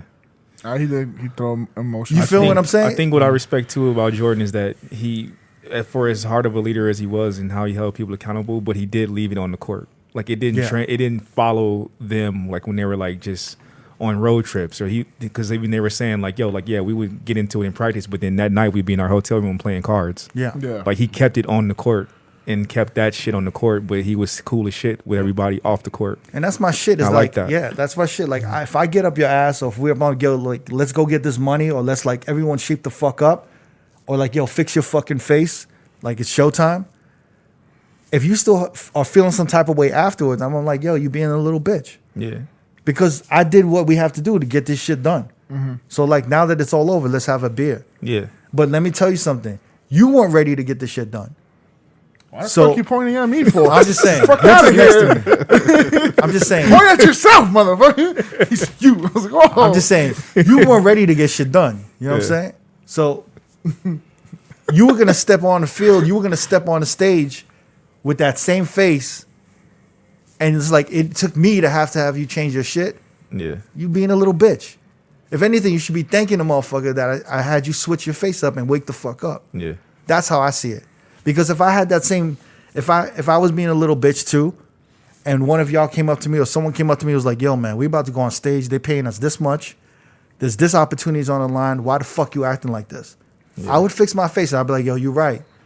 Thanks for putting everything in perspective. Yeah. Like, yo, I'm back. I know what you mean. And I think there was the mastermind of Phil Jackson allowed him to have that power. Mm-hmm. And I respect it about Phil too, because Phil could have easily used his rank to like say like, no, I'm the coach, let me deal with the players. But Jordan, he earned that right through his play and through his dedication and his hard work to sun motherfuckers when needed. And I respect that about Phil Jackson, because he did the same thing with Kobe and Shaq, and just seeing how he took everyone's personality and just, he didn't necessarily treat people the same, but he treated them equal and treated them fair. To me, like, that's, you could have did a whole documentary on Phil Jackson just on how he coached the team. I think he did the opposite. I think he treated everyone individually. Mm-hmm. And I think that was the genius in what he did. Yeah. But just like I kind of related to Jordan, when I saw Phil Jackson, I said, that's someone I wish I could be. Yeah. Because he was so calm and centered. You know what I mean? And the way he approached things was so spiritual. Mm-hmm. And he brought the spiritual element that bonded everybody. Yeah. Mm-hmm. Whereas Jordan kind of brought this element of like crisis. Like, yo, if you don't shape the fuck up, we're going to lose. Like a drill sergeant. Right. Where Phil Jackson was the opposite. You know, he was like, everyone write a note and then we're going to burn this shit afterwards. You know, like Cricket wants to, he's Jordan, but he wants to become Phil in my Jackson. heart, I want to be Phil Jackson, but I can't be Phil Jackson. Yeah. You know what I'm saying? In my heart, I relate more to like No Jordan. wonder you got crystals in the background. I was listening to an interview yesterday on a podcast, and they were talking about Phil Jackson and his methods. You know, he's Buddhist.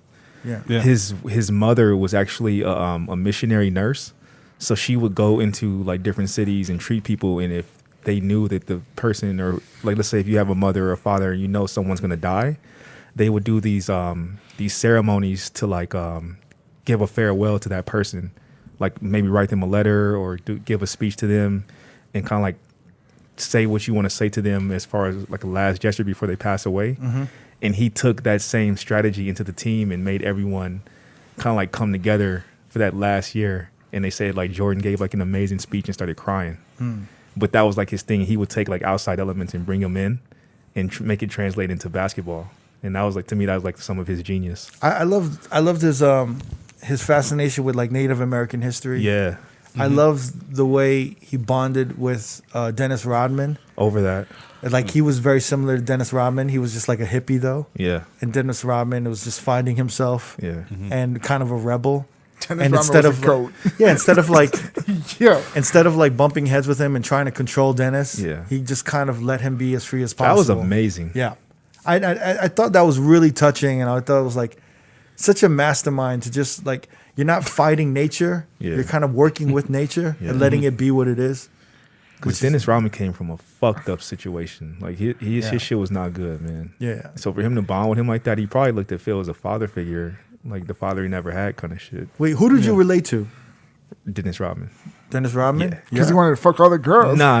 Just Dennis Rodman in the sense that when I'm motivated to do something, I'm all in, but I have these lapses where I just need to like zone out sometimes. Mm-hmm. And I can relate to that, like almost like a reset. And I think that Phil allowed him to just be him in that way. Like all the other shit he was doing, like, you know, that's his thing. But I can't relate to a lot of the shit he was doing. But just in that instance, I could relate to that. And I think that even when he, like Jordan said, he went to go make sure he was all right. He caught him back out of the hotel with Carmen Electra, and he kind of wanted to test him when they were running just to see where his conditioning was at.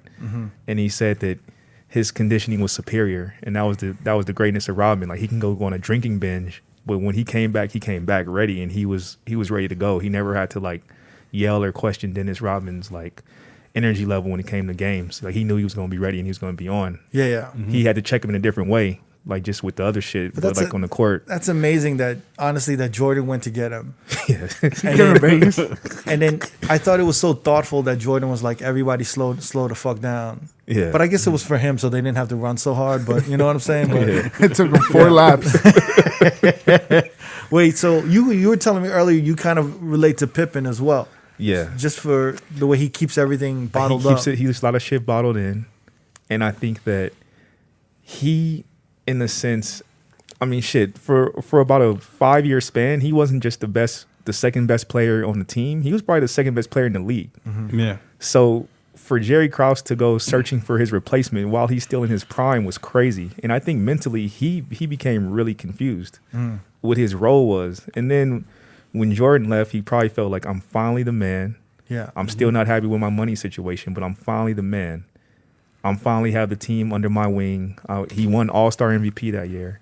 He was having an amazing season. They had a good run season. when he was Yeah, season. It wasn't bad when He felt like when Jordan wasn't there, by the way. They didn't win the They championship. did but really well, but Yeah. it didn't- really They didn't get to where they were expected. They was to missing get. something. but when it came time for them to do the championship, Yeah. there was something missing. Yeah. You Definitely, know what man. I'm saying? Yeah. But I feel like it was a lot like when Shaq left the Lakers. Kobe was finally the man, and he prospered. Pippen had that same ability, but then it's like, you tell me I'm the man, but when it comes down to crunch time, you're putting the ball in the hands of another guy. Yeah. And I think that was the ultimate disrespect in his mind. But there was like so. Yeah, I mean, I thought that Yeah. was so petty, yo. Yeah. To be honest, I man. thought he should have, I mean, Was sitting out? yeah. That was emotional. That was yeah, he was acted personal, yeah. completely That was off emotional. That was emotional during the game. You're not thinking straight, and you think that's, fuck that. That was some pussy. But it's shit. like, you still got to go out, right? Yeah, you still gotta go out, but there. I know what he was like, why he did that shit. Nah, Like, that's he some was- pussy shit. That's some pussy shit. Nah, You man. never play sports, so I know, right? I did. So, yeah, you I can did tell me. play. But he played I'ma tell you soccer. something. I said That's soccer. a sport. Saki. It was like hockey and soccer. Yo, like typical ignorant American can't even pronounce soccer, Saki. and they don't even call it soccer. They call it Football. football. Yo, that's It's- fucking we crazy. call it soccer, man. Nah, In the States. soccer's fucking. That's fucking aggressive, Nah, running back and forth. And I shit. thought like for Pippen, bro, Yes, like Kirk, it that is was definitely emotion and ego. No, what it's I'm it's saying? one of those like That's fuck not play, that. that's not a part of sports, man. I mean, I know like y'all can say like I didn't play sports, but I know like working as a team, and that's not working as a team. That's all glory and shit. Yeah. It was ego. It was He wanted the emotional. glory of shooting the last shot, Yeah. like suck a dick. Yeah. You know what I mean? And then what did he do? He did the most pussy shit ever, yo. Yeah. He said even Jordan was like he's gonna regret that. Yeah, he definitely No, he does. does. Yo. He But definitely he does. said on the document I would have done the same thing to this day. Like I think that's still ego. I don't know if he would have did the See, same that's what I'm thing. saying. Like, I hate motherfuckers like that just say that shit. Like, Yeah. they don't mean it, but they just say that shit. I'm like, yo, shut up, It's man. petty. It's being petty. It's Yeah. being It's emotional, like it's being yeah. But I did love Pippin, man. I was just like, he just disappointed me so much. It was Yeah. just all his antics, yo. No, I love Pippen. I think he's the best defender of all time. Yeah. And in the NBA, I like the way he was. Yeah, he took the bad route where he was gonna gamble, getting hurt and not getting the 18 mil down the line. So yeah, he sold himself short. For the ACL thing, I honestly saw it as a let me fix it in the season so I can shine towards the end and I could get a better contract towards the end. That's bullshit. And I know not- it was leverage. Yeah, Yeah. but what was it at the cost of? His other teammates. team. But the Yeah. thing is, You like, feel me? Like, yo, like you don't do that shit. but was his other teammates doing that for him? I mean, he was the least paid fucking athlete, and he's the number 2 player. Well, he was Yeah, number but one at the time. You can't punish your teammates for your bad business decisions. Do you understand what I'm saying? Your business got nothing to do with winning games or the team's the team's effort. But you guys said the shit earlier. Nah. Jordan could have done something for him down the But that got line. nothing to do with it. You were a This is the grown ass last- man. You're a grown ass man. You're a grown ass man, and you don't even know what Jordan did or helped or what the fuck. And I know that motherfucker had shoe deals. Oh yeah, he was getting Pippin paid. was getting paid. Pippin did get Yeah. paid. So then maybe he lost like maybe, I don't know, what do we gotten? 10, 20 million? Probably like 10, 15. Dog, Yeah, Jordan alright. was making 32 a year. Yeah, but you can't compare the motherfucker. Like, yo, if he doesn't have the same business, that's him. Yeah, He got to blame himself and fix that himself. yeah, If any of y'all are doing better than me and I hate y'all, that's my problem. Do you understand what I'm saying? yeah. If I hate on you for doing well, that's my problem.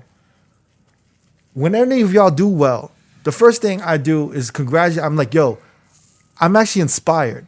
Yeah. And I actually try to implement whatever I don't know, whatever strategies or whatever you've been doing, any positive things that you've been doing, I try to implement that in my life. Yeah.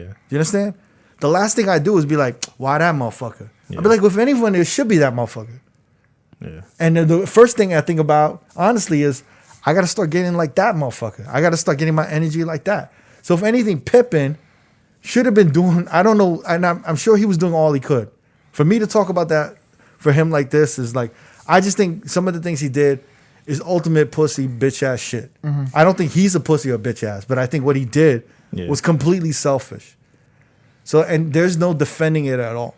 And then, yeah, he should have gotten more money, but he could have taken control of that as well. He could have taken the gamble and be like, I want to be traded. I want to do whatever. There's way more strategies that could happen. Jordan could have helped. Everyone could have helped. But in the end, that motherfucker needs to help himself. Yeah. And that's honestly, that's a really toxic way to think in life in general. When you look at other people's successes and you feel you have a right to them, you know what I'm saying? Like, you don't have a right to any of that shit. Yeah. You know what I'm saying? You got to earn your own shit. Who did you relate to? Now I'm curious. Who the fuck did you relate to? I relate to Steve Kerr with his patience because he had a lot of fucking patience dealing with Jordan, dealing with everybody. Him, Dennis Rodman because he's fucking wild as fuck. And you wild as fuck? Well, when I play sport, when I play sports, it was more like. But the contrary, Dennis Rodman was really an introvert. Yeah, and that too. Yeah. Like, When you say wild as fuck, you mean that he put his life on the line to help the team? Like he would just run into the stands. He would like he didn't care about his physical. because I would do that for my team, like run through the wall for you. You have never done any of that for any of us ever. Okay, He said, run to the wall first. run through the wall. I mean, if y'all feel like that, then yeah. But I'm fucking with you, man. I mean that's. Have you ever seen him running the wall for us at all? No. Nah. But like I'm If saying, it was a like, big crowd and we had to get through, I'm confident that Jamie would just bulldoze. I've never everything. even seen him do a light jog for me, to be honest, man. Y'all just went 6 miles. Y'all was on 6 miles on the strip. I walked 6 miles with this motherfucker, but yeah, 97 degree weather. But nah, like yeah, like do the extreme for your team. Yeah. I see that. Yeah, I Steve definitely see that. Steve Kerr's story was kind of crazy. I didn't know about his pops and like the shit. No, he kinda Steve went Kerr through. put up with a lot of shit. Yeah. He put up with a lot, the patience, the not blowing up. But there's that certain point where he blew the fuck up. I kind of liked that he stood up to Jordan. That was kind of dope. Yeah, but Like and he said like, smaller yo, guy. I wasn't the best, but I put in my fucking effort. Like I wasn't fucking Jordan, but when the ball was thrown to me and the last shot was need to be made, I'm doing that. Yeah. And relating him to Paxton was pretty fucking. That he was a new Paxton in a sense, for sure. And yeah, and Dennis Rodman was just he would do outlandish shit. He would go on his binges, but when it was time for his team, it was time for his team. Yeah. And that's how I look at it. Yeah, those two. I like Pippin's story, but definitely bad choices he made as a player. He was good. I mean, I think that's what it comes down to. Choices. His bad. Yeah. I think in life, it's just all about choices. Yeah. And I But- think just Pippin made the worst choices. yeah, and then learning Like, that. he had a tough break. Like growing up, his father wound up in a wheelchair. Yeah. Also, his brother something happened to his brother, and he wound up in a wheelchair. Imagine Yeah. being in a household, you got like two There's a lot of pressure. siblings. It's like, yeah. I mean, yeah, it's a lot. Yeah. It's a lot, and it's like fuck. It is the only chance I'm going to get a multi-million-dollar contract. I gotta secure for the greater good and take care of these people. Bad business in a sense, but it's not bad business. The whole thing is you just said that shit. No, minutes ago. It is bad business. But when you look at it from the early on perspective of the contract, it made sense for what he did. He shouldn't have signed that long of a contract. Definitely would have got a shorter contract. He outplayed that contract. But maybe he didn't think he would be where he's at. Well, he got able to get to in the NBA. But that's what I'm saying is that you bringing up what he is, like, that comes from a background of not taking risks, right? You can't afford to take risks because everyone is counting on you. Exactly, yeah. There's so many people, your family, right? Or your siblings, everyone's counting on you, and I can't take a risk. Yeah. But at some point, you got to know your value, and you have to take control of that. And there's plenty of outlets for him to have found help and to have gotten that done. The ACL, the way I was telling, the way I saw the ACL was more so, let me not fix it in the summer because there's more of a chance me getting injured during the season, and then my contract is set up for negotiation coming up. So let me fuck it, I'm already getting paid $2 million or whatever. Let me eat up some of that season, come back stronger, finish out on my team, and then get that fucking spurge, like that next contract that's fucking outrageous.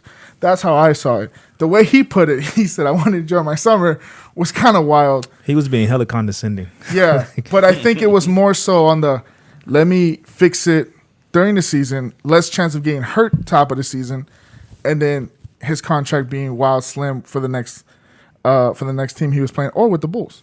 I'm actually disappointed that the documentary didn't talk about Pippin's long stroke game. With the whole Madonna shit. Yeah, the Madonna shit. Wait. Before we move on, let's give Dennis Rodman his fucking props.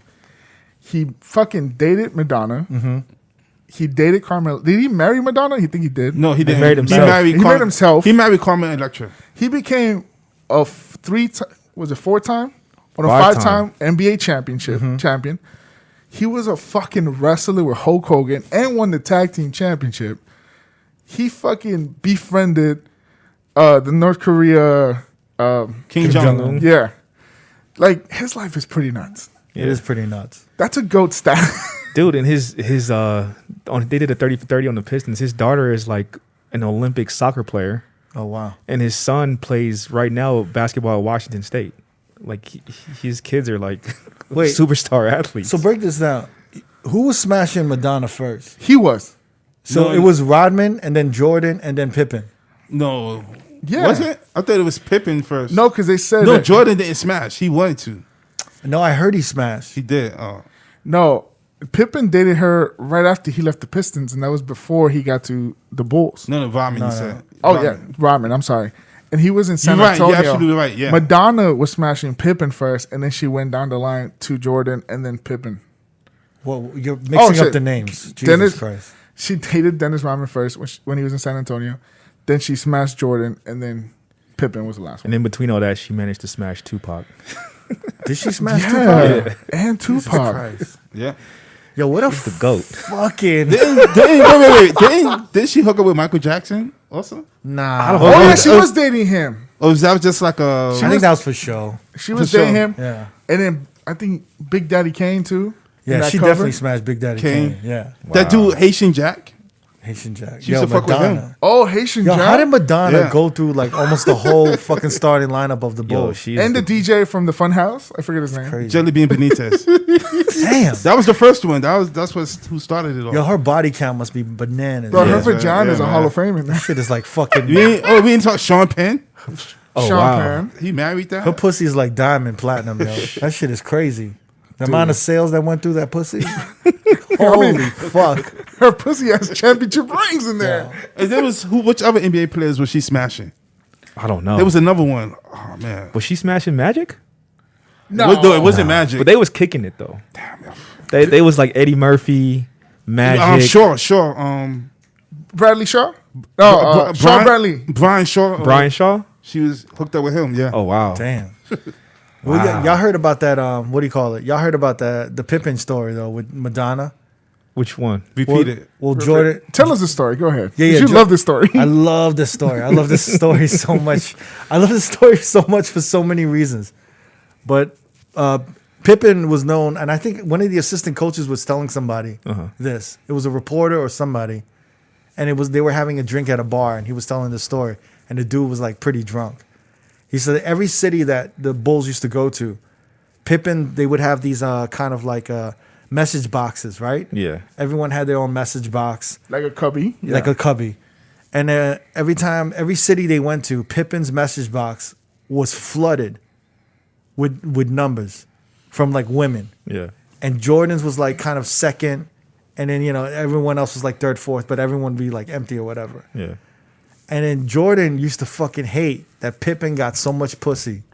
He fucking hated it. And I think every time they went to LA, Madonna would pull up with a stretch limo, waiting for the game to be over to pick up Pippin so they could like have an all-out fuck fest. And I think Jordan approached her and he's like, yo, when are you gonna let me like tap that shit again? She's like, nah, like I'm good with Pippin right now. I'm good. And that shit used to get him so tight. And he used to get so heated about that shit. But what I love about it was that Jordan, he didn't even need Madonna pussy. Nah. But it was just that, like that competitor. God competitive factor of him. That ego. That ego. Yeah, he just needed to be better than someone. Hell You know what I'm saying? I just love that story. Oh, Bobby Brown also smashed. Oh, really? Did he? Wow. Dude, she has a fucking list. I love the statement he made when they were asking about his gambling. He was like, I don't have a gambling issue. I have a competition issue. Like, that's my problem. Like, I am addicted to competition. And I was like, that resonated with me. I was like, he doesn't look like a hardcore, like, lose my crib and cars and the deed to my house, like, kind of a guy, but he just addicted to competition. I heard his gambling was really bad, though. Yeah, he was especially blowing after his six pops figures. passed. Like, no, I heard it was really, really bad to where he was almost in debt. Damn. Because he was flying to Asia and he was doing these appearances that you don't even know about. He was doing these appearances at like weird sumo wrestling games. He was doing commercials for shit overseas that he had to do for free. Damn. Just to not pay his debt. There was like a ton of shit that he did. There's a bunch of Jordan, like I remember at one point I was fascinated with Jordan stories and all of these Jordan stories started popping up. Like remember when Tiger Woods got caught out there? Yeah.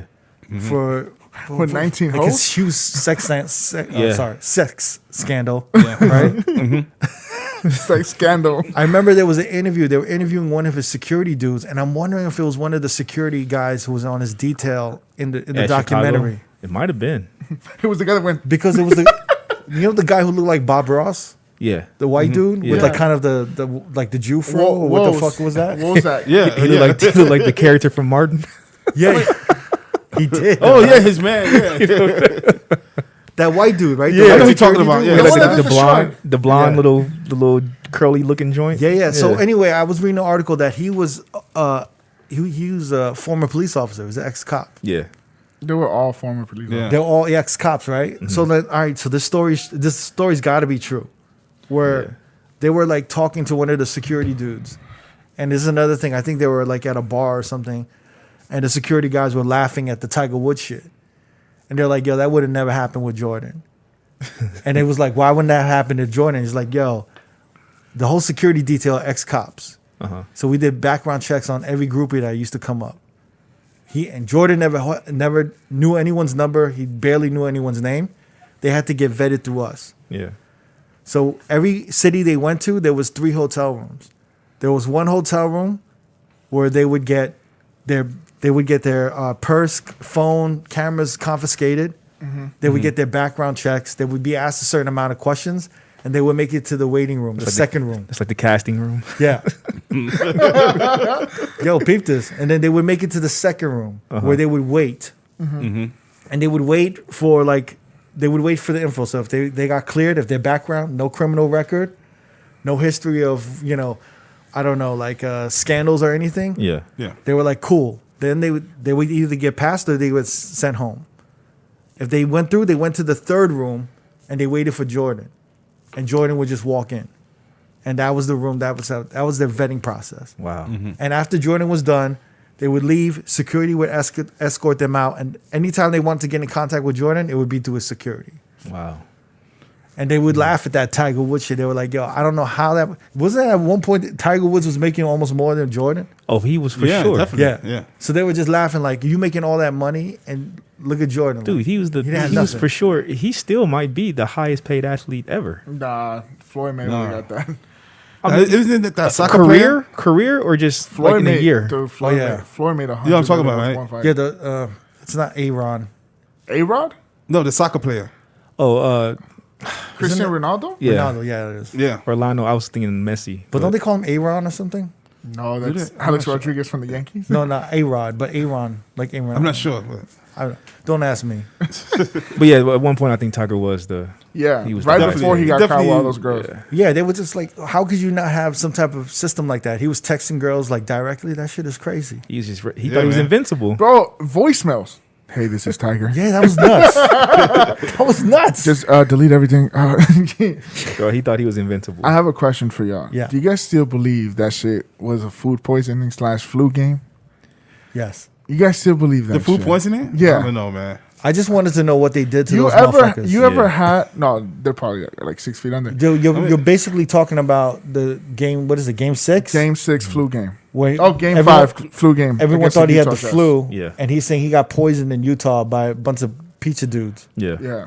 I kind of believe the pizza shit, but I only believe it if I know what happened to the pizza guys afterwards. The only reason I don't believe it is like they said 5 guys deliver the pizza. Yeah. It's like if 5 guys come and deliver something to your, especially to a Jordan, you would suspect something. But the name didn't say fucking Jordan on the box, on the order. I don't know, man. I think they thought it could have gone to any one of the Bulls. They probably knew where the Bulls were staying. It was Yeah. late night, and they were like, they saw the security. They're like, yo, this is Have you guys ever got food poisoning? I've gotten food poisoning No. before. Yeah, You? I have. I've never. It's pretty gotten- bad. It's bad. You think you could have ran a fucking game of basketball? No. No chance. But He I mean, we're looked- talking he about looked- You could. Jordan. Okay, you've been hungover, Yeah. Yeah, that doesn't even compare to food poisoning, though. but can you run a game of basketball hungover? Yeah. I feel like a lot of NBA players do. Okay, is able to fucking do right. that. I think that shit was a hungover. Like he was hungover. I don't think it was. He was. I don't know, man. Because when you're hungover, you're still hella weak. But that was in Utah. Cold Where was sweats. Where was he going? Where was he hanging out at? Salt Lake City. He was No. drinking, he was drinking in the bar, the he hotel. Was, yeah, he said they were hanging out in the hotel, and Michael Jordan suddenly got hungry, and they looked around and they found a pizza spot, and he ate the whole pizza But he by was- himself. He was the only one that ate the pizza. Dog, out of 6 people in that fucking room, I mean, actually, you're making a good point here. I don't You're making believe a it. good point here. You're making he a good comes point out. here. He comes out. He can still jog, bro. Food poisoning. You're fucking shitting in your shorts if you're running a pickup game. Like jumping, moving. You think your valves, your stomach's not gonna fucking let loose at a point? Oh, no. I don't know. He's sitting there and he's just sweating it out, and then out of nowhere he fucking puts up 39 fucking Yeah, points. but anything could have happened. He could have gotten drugged by like maybe one of the groupies while he was drinking. I mean, Yeah. anything could have happened. Yeah. I'm going see with that. I'm going hungover game. One moment. Oh, yeah, I'm going with hungover game. You're not gonna tell me otherwise. But was that's Jordan a heavy possibility. drinker? I felt like he wasn't. Did you see the documentary? He had the cup loaded up to the top the whole time, and Was it kept moving up and down. I feel like he started drinking like ever since he's retired after like winning the 6th championship. He looked like drunk and Afterwards, fucked up. afterwards, He looked- yeah, I don't exactly. think there was one sober moment No, because even towards after every championship, as he started winning the 4th, 5th, and 6th one, that motherfucker had a cigar with him Yo, in he the was locker room. smoking. He That's was it. not I was giving gonna a say fuck. after yeah. games they're drinking Miller Lite in the fucking where they get their knees taped up and all that shit, and a cigar right before the game, and he's swinging a bat. Yo, fam, smoking a cigar before the game is kind of crazy. Yo. You're running- It's kind of wild. Yo, he would get crucified if that was in today's times. Yeah. With the NBA and with That's- social media. So that's what I'm saying. There's no way he got That shit food rem- poisoning in a fucking Marriott at Utah. that had to be one of the best scenes of him gripping that bat Yeah. and With the smoking that cigar. cigar. It's like, yeah, you gonna talk all that shit? Yeah, You he's better like, do it's that easy- shit before the game, not after, yo. yeah, Now he's when like, you're it's up easy to- fucking, That was Yeah. like some Capone in the Untouchable shit when he was we have I love that. enthusiasms. You put yourself before the team. Brap, brap, brap. That was that scene in the Untouchables, yo. Nah, I still think he was hungover to this day. I don't think it was food poisoning. Hell no. You would have been throwing up running all that shit. Can we talk about Jerry Krause? Yeah. Okay, real quick. Okay, go Listen, ahead. everyone I feel like that's the dude that I related to the most, surprisingly. Really? Yes. I need to hear this. Why? But it was only one aspect of him, because I feel like there's a Jerry Krause in all of us. Yeah. I think there's a Jerry Krause in all of us. Where, Okay. And what's that? Keep going. well, let me explain. Okay. You can't say that Jerry Krause isn't instrumental for putting together the Chicago Bulls, the championship Chicago Never Bulls. said. Yeah. Agreed. Yes. That. Agreed. He is extremely instrumental in putting that all together. Yes. Mind you, I'm not a sports guy, so everything I'm saying is purely from what I got from the documentary. That's okay. fine. So I thought he was extremely instrumental, and everything he did after that was out of slight, where he felt that no one was giving him credit for shit. Yeah. And no one appreciated him, and he was an afterthought. And I think this is where it gets dangerous for all of us, because the Jerry Krause in us can do one of two things. We can roll with the punches and just be like, look, I had a job, I did my job well, I can't take credit for everything, it is what it is. Or you can be the Jerry Krause that tries to destroy it all. Yeah. Does that make sense? Yep. Yeah. And I feel like there's a Jerry Krause in all of us, where in anything that we do and excel at, if we don't get enough credit or people aren't recognizing it, we can be self-destructive and we could destroy the whole thing. Yeah. And that's really how I saw Jerry Krause. Yeah. And I related to him because sometimes there's many times where I feel like unappreciated. I feel like I do a lot for this person or that person. I do a lot for us or whoever, and I feel unappreciated. And a part of me says, fuck those guys. Like, I don't want to ever work with him again. Or like, no, fuck them. I don't want to do that again. Or fuck them. They don't want to pay me. They want to give my man a raise at that club, but they don't want to give me a raise.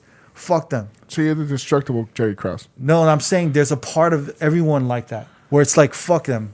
You know what I'm saying? I'm gonna like, fuck him. I'm gonna leave, or I'm gonna do this, or I'm gonna like basically self-destruct the whole thing, and be like, I'm gonna start over. I can start over, and I think the same part of us are like, no, we have to appreciate everything we have and to realize that it's a team effort, and we're all part of something. You know what I'm saying?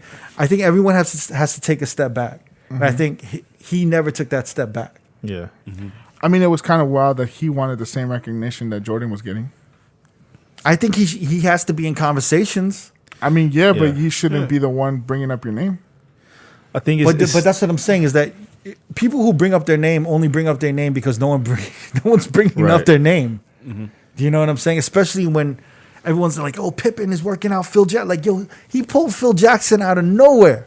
Yeah. Phil Jackson was his shit. He was coaching in like a minor league somewhere. Exactly. In Brazil, I think. And it's no wonder. It's literally no wonder that he had a hard on at the end for Phil Jackson. Yeah. Because if there was anybody that he helped or handpicked himself and made a superstar and that helped the franchise the most, Yeah. it was Phil Jackson. I mean, even more than that, shit. He drafted Pippin. Yeah. He drafted Horace Grant. They traded Charles Oakley out. For what's his name? Yeah. I forget, but he constructed that team. So I understand his sense of wanting to have recognition, but to me, But see, he didn't destroy it. He Yeah. didn't destroy the whole team. Yeah. He went after certain people that he helped, yeah, that he felt that he wasn't getting the respect from. Yeah. Does that make sense? and I think he was like that. Like, fuck it, I did it once, I can do it again. Exactly. And Like, that's I when built it his once. ego got in the Yeah. way, and and that's the whole thing is that's why I feel like we all got to really be in touch with our Jerry Krause. Yeah. I feel like a Jerry Krause is in all of us. Hell yeah. You know what I'm saying? Where that's why I was kind of looking at him, because I was like, yo, I really relate to him because we all feel unappreciated, but at the same time, we can't go after motherfuckers like that and destroy everything and then think that we can rebuild. So something. Jerry Krause is kind of like Scottie Pippen in a way. Yeah, in some ways, except, yeah, I guess so. But it's different though with Pippin. It's different in a sense. different. I think for Because just Pippin's being, in the game. me Yeah. being a sports That's dude, what I feel like a GM, the great GMs, you never know who they are. Yeah, They're in the backgrounds heavy. Like Jerry West, he was an amazing NBA player, but you never heard shit from him when he was the GM of the Lakers. He was just in the background calling shots and doing shit and making the team great. And then when you start kind of wanting recognition is when you run into trouble. Like I look at like Jerry Jones. the owner of the Dallas Cowboys. He's always in the news, and I think it's to the detriment of the team. Yeah. So like if I'm a cook, I don't need to come out every time I prepare a Right. dish and tell you, yo, I made this food for you at the restaurant. Like, you thank me. Like, no, the food speaks for itself. It's kind of like, yo, like, and then that's what I'm saying is that we all gotta say, shut the fuck up, Yeah. and play your position, and be supportive. I think he got You know? he got unfairly villainized in a lot of ways. No. I think Sports Illustrated wrote something about. They said, they thought it was unfair how the documentary portrayed him. Yeah. They said, I think the headline of the article was Jerry Krause deserves better. Yeah. Yeah. I mean, he did get villainized. He was the bad guy in Space Jam. Was that him? Look it up. Have you guys ever seen Space Jam? Look it up, Kirk. Pull it up for the guys. Have you ever seen? I know it was the Goblin. It was like the But he fat looks the one. same. He was chubby with his suit, with the same yeah. But I think too, he kind of wanted to be one of the boys. Yeah. And he and they wasn't just letting. didn't accept him. They didn't accept. They just cracked on him all the time, talking about his height. I think that was So crazy. fuck with him, yeah. Yeah, I think that was crazy. The documentary said he had a little man syndrome. I was like, damn. Like when Jordan was like, "Don't drink that; it'll stunt your growth." Like Jordan was fucking with him all the time. But it was after he was fucking with Yeah. Pippin and everything Yeah. like that. Yeah. And that's. I mean, look, I feel like we could talk another hour about that Yeah, we fucking could documentary. dissect I this know, shit. yeah. But Never's gonna fall asleep right now. He's rubbing his knee. Never, you haven't done that in a year and a half. No, because I'm uncomfortable sitting in the sofa. Now we're in Never's dream and shit. He's getting drowsy whenever he speaks. I'm good, man. Never's getting drowsy in his head. He hears echoes and shit, man. I fucking did my thing. I did my thing. Nah, man, my knee's cool. My knee's He's cool. What? I'm just resting my eyes. All right, yo. Let's put an end to this shit. But I know we wanted to talk really quick about Andre Harrell, right? Yeah, Andre Vela. He recently passed away. Like it's been 2 weeks already, or About a week and a half. Yeah. week and a half. Yeah. If you don't know, Andre Vela was like the owner of Uptown Records. He's responsible for the career of Puff Daddy, Mary J. Blige, Heavy D. He recently passed away. I don't know what was the cause of it. I They think still haven't said. Yeah. Nothing has been said. Everyone's kind of alluding that it was COVID-19 exactly. related. Yeah. I don't know about that, but Yeah. he was like an important figure in the hip hop community, and you hardly hear about him. It's like that saying, like you don't give the people flowers when they're alive. Yeah. He's responsible for like my generation, people my age at the time, like in the late '80s, who didn't like R&B music. He incorporated like R&B into hip hop, whereas it made like the younger kids like myself appreciate R&B music more. Yeah. Yeah. Because nobody was doing that at the time. Like he had R.B. Shore, Guy, who else is on it? Christopher Williams is on the label, Jodeci. Right. It's like there was like I mean, Uptown Records was they were before Bad Boy and all of these other like record labels. Yeah. Uptown was like the it record label at the time. From exactly. Like, would you say it was like one of the first like kind of young, where like a young black It was, CEO definitely. was running the record label, right? Exactly, He was yeah. one of the first. I mean, we have Russell Simmons before that. But once again, he worked at Def Jam before he started Uptown Records. If there wasn't a Russell, there wouldn't have been an Andre Harrell. And if there wasn't an Andre Harrell, there wouldn't have been a Puff Daddy. Exactly, yeah. There wouldn't have been a lot of that shit. Exactly, yeah, man. So yeah, we lost a Legend. great legend, yeah. And if you look up the Uptown Records catalog, it's insane. Yeah. It's like some of the best music ever. And before, and a lot of people don't know, before he was working in the before he started Uptown Records, he was a rapper. He went by Jekyll and Hyde. Yeah. Oh yeah. And they had like a couple of hits back in the 80s, early 80s. I don't know any of those. You don't know songs. AMPM? No, I don't know any of those. Fast. He did Genius of Rap. No. They rapped over Genius of Love. No. Tom Club. No. He just knew the executive part. I know Tom Club. I'm just looking at some of the artists. Got Albie Shore, Christopher Williams, Father MC, Guy, Heavy D and the Boys, Horace Brown, Jodeci. Horace Brown, yes. Mary J. Blige, Monifa, The guys that get Candy Rain. Puff Daddy, Notorious Soul for Big, Real. So for real. yeah, So For Real, Lost Boys, and that's pretty much the list right there. Yo, Nev, did he sign Biggie? Well, actually, he was originally on Uptown Records because he was signed through Puff Daddy. Okay. But when Puff got fired from Uptown, his contracts that he had for other artists, they was dead. Dissolved. So that's why he took Biggie with him and started Bad Boy. Yeah. Biggie's first song was Party and Bullshit, right? Which is on the Who's the Man soundtrack. Yeah. Which is But on that was Uptown under Records. Uptown Records. Yeah. Got it. Also, Andre Harrell was responsible for New York Undercover. Oh, the Oh, TV the show. show. Yeah. Oh, I used to love that, That was show. Uptown production. Because they would have all the hip hop acts perform on the show. Yeah. Yeah. The black and Puerto Rican duo. Yeah. Yeah. That's dope. Also, remember the movie Strictly Business? Yeah. He produced that as well. I didn't And he know had that. With, that soundtrack with Halle Halle Berry, Berry, yeah. and Tommy Davidson. It's crazy, bro. Like I remember I've been in a few rooms with Andre Harrell before, and everybody always showed him love. Like he was the first dude that got greeted, and people gave him love and showed him love, and it was he was never by himself. And yeah, even at Puff's birthday party, he gave a great speech about He's a Puff. major staple in hip hop. Yeah, And and he was R&B. still working. He was still guiding Puff, even up to this point. Well, he was working at Revolt TV Yeah, at the time. but he was still in Puff's ear and stuff like that. So yeah, no, Andre Harrell, props to him, and I think sad loss. I think there was like a memorable statement that Andre Harrell said where he was like, I kind of mentored Puffy, and then I ended up working for my protege. Yeah. Yeah. Which is crazy. Yeah, rest in peace, Andre Harrell. R.I.P. And then let's end this, yo, Jamie. I haven't done this in live time. Here we go. If you want to watch this video alongside all our other videos that get released every Friday, youtube.com/R.O.A.D podcast. Make sure you like, you comment, you subscribe, and you hit the notification bell to be the first to get the video. And shout outs to everybody that's actually been subscribing to us because y'all been killing it with the views and the likes and the comments. So shout outs to everybody on YouTube. One take. And don't forget, this Monday we'll be on Twitch. Check out our new kind of project, our new special episode this Monday. R.O.A.D podcast. R.O.A.D podcast at Twitch TV. And what do you call it? Yeah, we'll see you later. Shout out to DJ City. Peace. Yes, DJ sir. City, man. Peace.